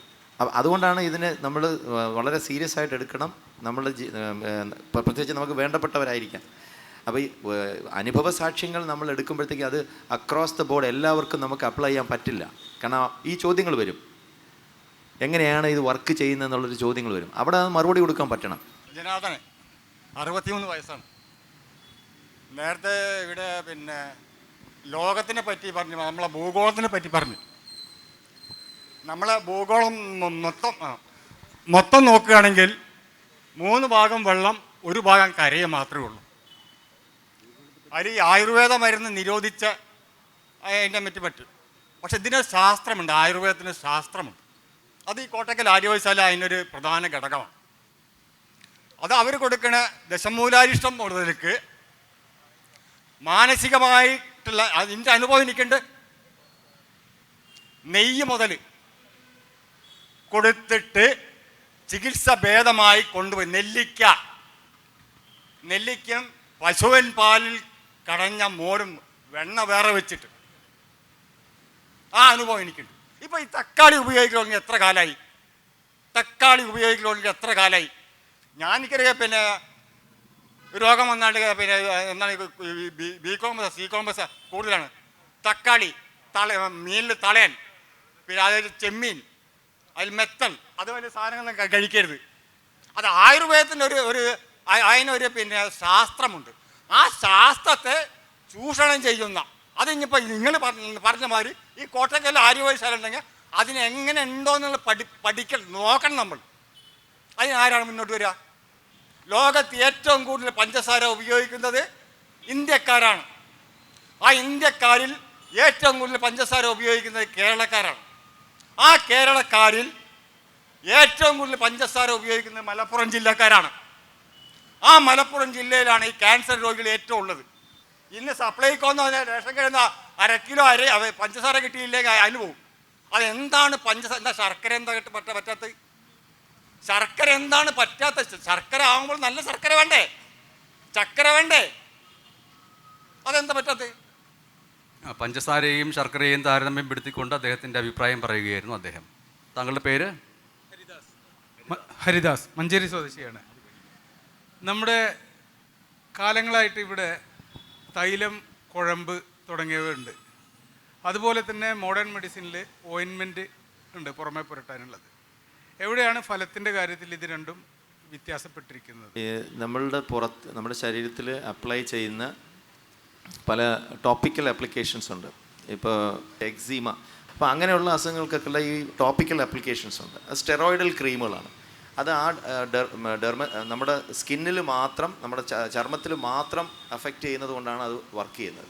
അതേസമയം അത് നേരത്തെ ഞാൻ പറഞ്ഞായിരുന്നു, അതിൻ്റെ കെമിക്കൽ റീസൺ 500 ഡാൽട്ടൺസിൽ താഴെ വലിപ്പമുള്ള മോളിക്യൂൾ ആണെങ്കിൽ മാത്രമേ, അതും ലൈപ്പോഫീലിക് ആയിരിക്കണം, അതായത് കൊഴുപ്പുമായി ലയിച്ചു ചേരാൻ തക്കവണ്ണം ഉള്ള ദ്രാവകമാണെങ്കിൽ മാത്രമേ നമ്മുടെ ശരീരത്തിലേക്ക് കടക്കൂ. നമ്മുടെ ത്വക്കിൽ 7 ലെയേഴ്സ് ഉണ്ട്. ആ 7 ലെയേഴ്സും കഴിഞ്ഞ് ശരീരത്തിൻ്റെ കാപ്പിലറീസിലേക്ക് പോയി അബ്സോർബ് ചെയ്ത് ശരീരത്തിലേക്ക് വർക്ക് ചെയ്യണമെന്നുണ്ടെങ്കിൽ അതൊരു ലോങ് പ്രോസസ്സാണ്. കാരണം ഇതൊരു വലിയ ബാരിയറാണ്. വെള്ളം പോലും നമ്മളുടെ ത്വക്കിൻ്റെ അകത്തൂടി കടന്നു പോകില്ല. ഈ ബാരിയർ പെനട്രേറ്റ് ചെയ്ത് ഉള്ളിലേക്ക് പോകണം. അതുകൊണ്ടാണ് അധികം മെഡിസിൻസും ഓറലി അല്ലെങ്കിൽ ഇഞ്ചക്ഷനായിട്ട് എടുക്കുന്നത്. കാരണം ഇതിൻ്റെ ഈ മോളിക്യൂൾ ഉള്ളിലേക്ക് പോയി അതിൻ്റെ ശരീരത്തിൽ പ്രവർത്തിക്കാൻ വേണ്ടി ആവശ്യത്തിനുള്ള കെമിക്കൽ ഉള്ളിലേക്ക് പോകുന്നില്ല. അപ്പോൾ ഇത് ബേസിക് ഫണ്ടമെൻ്റൽ കെമിസ്ട്രിയാണ്. എന്തുകൊണ്ട് ഈ പുറത്ത് അപ്ലൈ ചെയ്യുന്ന ക്രീമുകൾ വർക്ക് ചെയ്യില്ല? കാരണം ഇതിൻ്റെ എല്ലാം മോളിക്യൂൾസ് പരിശോധിക്കുമ്പോൾ 600, 700, 800, 1500 വലിയ മോളിക്യൂൾസാണ്. വലിയ ലോങ് ചെയിൻ പ്രോട്ടീൻസാണ് ഇതിൻ്റെ അകത്ത് അടങ്ങിയിരിക്കുന്ന. ഈ ആൽക്കലോയിഡ്സും ഗുണമുണ്ടാകുന്നു എന്ന് വിശ്വസിക്കുന്ന സാധനങ്ങൾക്ക് പോലും വലിയ വലിപ്പമാണ്. അപ്പോൾ ഉള്ളിലേക്ക് കയറണ്ടേ? ഇപ്പോൾ ഇംഗ്ലീഷ് മരുന്നുകളെന്ന് ഓമന പേരിട്ട് നാം വിളിക്കുന്ന മരുന്നുകൾ വാങ്ങാൻ വേണ്ടി നാം മെഡിക്കൽ ഷോപ്പിൽ പോയി അത് വാങ്ങിക്കഴിയുമ്പോൾ അതിൻ്റെ താഴെ വായിച്ച് നോക്കിയാൽ നമ്മൾക്കറിയാം ഈ മരുന്ന് കഴിച്ചാൽ ഉണ്ടാവാൻ സാധ്യതയുള്ള പാർശ്വഫലങ്ങൾ, സൈഡ് എഫക്റ്റുകൾ എന്ന് സൂചിപ്പിച്ചിട്ട് ഓരോ മരുന്നിനും ഓരോരോ പാർശ്വഫലങ്ങൾ വായിക്കാൻ പറ്റും. അല്പം തലവേദന ഉണ്ടാവാം, ചിലപ്പോൾ ഛർദ്ദിക്കാൻ തോന്നിയേക്കാം, ചെറിയ രീതിയിലുള്ള ദേഹം വേദന ഉണ്ടാവാം. പക്ഷേ ഈ മരുന്ന് കഴിച്ചാൽ നിങ്ങൾ ഏത് അസുഖത്തിനാണോ വന്നത് ആ അസുഖം മാറിയിരിക്കും എന്നുള്ളതാണ് അതിൻ്റെ കൃത്യമായിട്ടുള്ളൊരു ഉത്തരം. പക്ഷേ പാർശ്വഫലങ്ങൾ ഉണ്ടായിരിക്കുമെന്ന് ആ മരുന്നിൽ തന്നെ എഴുതി വച്ചിരിക്കുന്നു. അതേസമയം ആയുർവേദ മരുന്നുകൾ വാങ്ങുമ്പോൾ അങ്ങനെ ഒരു പാർശ്വഫലത്തിൻ്റെ അറിയിപ്പ് ഇല്ല എന്നാണ് ഞാൻ മനസ്സിലാക്കുന്നത്. ഇല്ല എങ്കിൽ ഇതിന് പാർശ്വഫലം ഉണ്ടാകുമോ എന്ന് ആ വൈദ്യനോടോ ആ ഡോക്ടറോടോ ചോദിക്കുന്ന ഒരു സമൂഹം വളർന്നു വരേണ്ടതുണ്ടോ? ഇനി അങ്ങനെ ചോദിച്ചാൽ തന്നെ അതിന് മറുപടി കിട്ടുമോ? അങ്ങനെ ഉള്ളതായിട്ട് ഞാൻ കണ്ടിട്ടില്ല. കാര്യം ഇതിനകത്ത് സൈഡ് എഫക്റ്റോ അല്ലെങ്കിൽ എന്തെങ്കിലും ബുദ്ധിമുട്ടുണ്ടെങ്കിൽ ആരെ കാണണമെന്നോ എങ്ങനെ റിയാക്ട് ചെയ്യണമെന്നോ ഒന്നുമില്ല. ഇതിനകത്ത് ചോദിക്കുന്നത് ഇത് തരുന്ന വൈദ്യനോട് തന്നെ ചോദിച്ചു കഴിഞ്ഞാലും പുള്ളിക്കും അതിൻ്റെ സൈഡ് എഫക്ട്സിനെ പറ്റി യാതൊരു ധാരണയും കാണില്ല എന്നുള്ള കാര്യം. അങ്ങനെയുള്ള പഠനങ്ങൾ അതിനകത്ത് നടക്കുന്നില്ല എന്നുള്ളതാണ് പ്രശ്നം. ഈ ക്ലാസിക്കൽ ഫോർമുലേഷൻസ് എന്ന് പറഞ്ഞ് വരുന്നതിന് വെറും നമ്മുടെ ഈ ഭക്ഷണ സാധനങ്ങൾക്കൊക്കെ ഉണ്ടാകുന്ന വൃത്തിയായി പാക്ക് ചെയ്യണം എന്നൊക്കെ ഉള്ള ഇൻസ്ട്രക്ഷൻസ് അല്ലാതെ ഇപ്പോഴും പുതുതായിട്ടുള്ള യാതൊരു പരീക്ഷണങ്ങളോ നിരീക്ഷണങ്ങളോ പഠനങ്ങളോ ഒന്നും ആയുർവേദക്കാരുടെ ഭാഗത്തുനിന്ന് വരുന്നില്ല. അവരല്ലെങ്കിൽ ഇതിനു വേണ്ടി തെളിവുണ്ടാക്കാൻ ശ്രമിക്കുന്നു എന്നല്ലാതെ അതിനകത്ത് യാതൊരു കാര്യമില്ല. ഈ സൈഡ് എഫക്ട്സ് ഉണ്ടെന്നൊക്കെ നമ്മളിപ്പോൾ അറിയാൻ കാരണം എന്താണ്? ആ വസ്തു കഴിച്ചിട്ട് പ്രശ്നമായി ആധുനിക വൈദ്യം പ്രാക്ടീസ് ചെയ്യുന്ന ഡോക്ടറിൻ്റെ അടുത്ത് ചെല്ലുമ്പോൾ കരളിന് പ്രശ്നം ഉണ്ടാകുകയും അതെടുത്ത് പഠിക്കുകയും ചെയ്തപ്പോൾ ആയുർവേദ മരുന്നിന് പ്രശ്നമുണ്ടെന്ന് മനസ്സിലാക്കുകയാണ് ചെയ്തത്. അല്ലാതെ ആയുർവേദക്കാർ അങ്ങനെ എന്തെങ്കിലും അതിന് സൈഡ് എഫക്ട്സ് ഉണ്ടെന്ന് പഠനം നടത്തുകയോ ഇതിന് സൈഡ് എഫക്ട്സ് ഉണ്ടാകാമെന്ന് പറയുകയോ അഡ്മിറ്റ് ചെയ്തതോ ആയിട്ട് നമുക്ക് കാണാനേ കഴിയില്ല. അതുപോലെ ഒരു കാര്യം നമ്മൾ ഈ ഇപ്പം ആയുർവേദിക് മെഡിസിൻസിൻ്റെ ഇൻകൺസിസ്റ്റൻസീസ് ഉണ്ട്. പല മരുന്നുകൾ നിങ്ങൾ ഒന്നിലധികം മാനുഫാക്ചറേഴ്സിൻ്റെ പാക്കേജിങ് എടുത്ത് നോക്കുമ്പം അതിൽ കൊടുത്തിരിക്കുന്ന സസ്യങ്ങളുടെ പേര് പോലും വ്യത്യാസമുണ്ട്. ചിലതിലെല്ലാം ഒന്നും കാണില്ല. ഈ അടുത്ത കാലത്ത് ഒരു മരുന്നിൻ്റെ ഈ കുട്ടിയാനയുടെ പിണ്ടം ചേർക്കുന്നുണ്ട്. അത് ഇതിൽ ചിലതിൽ കാണില്ല. പിന്നെ അതുപോലെ ആട്ടിൻ്റെ കാട്ടം മരുന്നായിട്ട് ഉപയോഗിക്കുന്നുണ്ട്. ആട്ടിൻ കാട്ടം ആട്ടിൻ്റെ മൂത്രം ഉപയോഗിക്കുന്നുണ്ട്. ഇതെല്ലാം ചിലയിടത്തിലൊന്നും എഴുതില്ല. ചില മരുന്നുകളിൽ ഇത് എഴുതും. പിന്നെ ബീജങ്ങൾ, പല സാധനങ്ങളുടെയൊക്കെ ബീജങ്ങൾ, ഇപ്പം നമ്മൾ നേരത്തെ സംസാരിക്കുന്നുണ്ട്, ഈ പാം സിവറ്റിൻ്റെ ബീജം ഇതിൽ ചേർക്കുന്നുണ്ടെന്ന് പറയുന്നത്. ഈ പാം സിവറ്റ് എന്ന് പറയുന്നത് മരപ്പട്ടിയാണ്. ഈ മരപ്പട്ടിയുടെ ബീജം എങ്ങനെയാണ് എത്ര മരപ്പട്ടിയുണ്ട് കേരളത്തിൽ, എത്ര മരപ്പട്ടി ഉണ്ടെന്ന് നോക്കണം, അല്ലെങ്കിൽ ഇന്ത്യയിൽ എത്ര മരപ്പട്ടി ഉണ്ടെന്ന് അറിയണം. ഈ മരപ്പട്ടിയുടെ ബീജം ഊരിയെടുക്കണമെന്നുണ്ടെങ്കിൽ എത്ര മരപ്പട്ടിയെ പോയി ബീജം പുറത്തെടുപ്പിക്കാനായിട്ട് ഇങ്ങനെ പരിശ്രമിക്കണം. അപ്പോൾ എന്തുമാത്രം ബോട്ടിൽസിലാണ് ഈ മരപ്പട്ടിയുടെ ബീജം ഉണ്ടെന്ന് പറഞ്ഞ് മരുന്ന് എഴുതി വെച്ചിരിക്കുന്നത്. ഇങ്ങനെയൊക്കെ മാത്തമാറ്റിക്കലി കൂട്ടി നോക്കുമ്പോൾ തന്നെ അറിയാം ഇതിൻ്റെ അകത്ത് ഇരിക്കുന്ന സാധനം ഒന്നും ഇതല്ല. ഇതിൽ ആയുർവേദത്തിൽ എനിക്ക് തോന്നുന്നത് അതിലെ പ്രധാനപ്പെട്ട ആയുർവേദ ഡോക്ടറാവാൻ വേണ്ടി പഠിക്കുന്ന വിദ്യാർത്ഥികൾക്ക് വരുന്ന ചോദ്യങ്ങൾ, അവരുടെ പാഠഭാഗത്ത് നിന്ന് വരുന്ന ചോദ്യങ്ങളിൽ ഇതേപോലെയുള്ള ഈ വിഷയങ്ങളെക്കുറിച്ചൊക്കെ വരുന്നുണ്ടെന്നാണ് ഞാൻ മനസ്സിലാക്കുന്നത്. അതായത് ഇപ്പോൾ ഉദാഹരണശേഷി കൂട്ടുന്നതിന് വേണ്ടി എന്തൊക്കെ ചെയ്യാമെന്ന് അതിൽ പറയുന്നതായിട്ട് സൂചിപ്പിക്കുന്നുണ്ട്. അത് വാസ്തവമാണോ? ആയുർവേദത്തിൽ അങ്ങനെ ആയുർവേദത്തിൻ്റെ പഠനഗ്രന്ഥങ്ങളിൽ അങ്ങനെ പറയുന്നുണ്ടോ? ഭാവപ്രകാശത്തിൽ പറയുന്നത് സ്ത്രീ ഒരു ഉത്തേജന വസ്തുവായിട്ട് വാചീകരണ ദ്രവ്യമെന്ന് പറഞ്ഞാൽ മാറ്റർ ആയിട്ട് ഉപയോഗിക്കുന്നതായിട്ടാണ് ഭാവപ്രകാശത്തിൽ പറയുന്നത്. അതായത് 16 വയസ്സിന് താഴെയുള്ള പെൺകുട്ടികളെ ലൈംഗിക ആവശ്യങ്ങൾക്ക് ഉപയോഗിക്കണമെന്ന് ആയുർവേദ ഗ്രന്ഥത്തിൽ പറഞ്ഞിരിക്കുക മാത്രമല്ല കർണാടക ബോർഡ് ചോദ്യത്തിൽ ഉണ്ട്, ഭാവപ്രകാശത്തിൽ പറഞ്ഞിട്ടുണ്ട്. ഞാൻ വേണമെങ്കിൽ വായിക്കാം.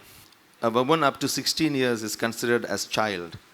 After that, up to 32 years, she is considered as youth, as taruni. After that, up to 50, she is considered as praudha or adhirudha.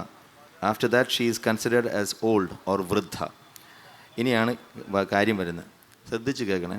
The person having desire for sex opine that young girl, ബാല, നേരത്തെ പറഞ്ഞ 16 വയസ്സിന് താഴെയുള്ള പെൺകുട്ടി, ബാല is ideal during summer and autumn, youth during winter, and middle age during rainy and spring season. Sexual intercourse with young girl daily increases strength. Sex with taruni daily reduces strength, and sex with middle-aged lady daily leads to onset of old age. ഇത് കേരള സർക്കാർ അംഗീകരിച്ച BAMS കോഴ്സിൻ്റെ സിലബസിൽ കൊടുത്തിരിക്കുന്ന text ബുക്കാണ്.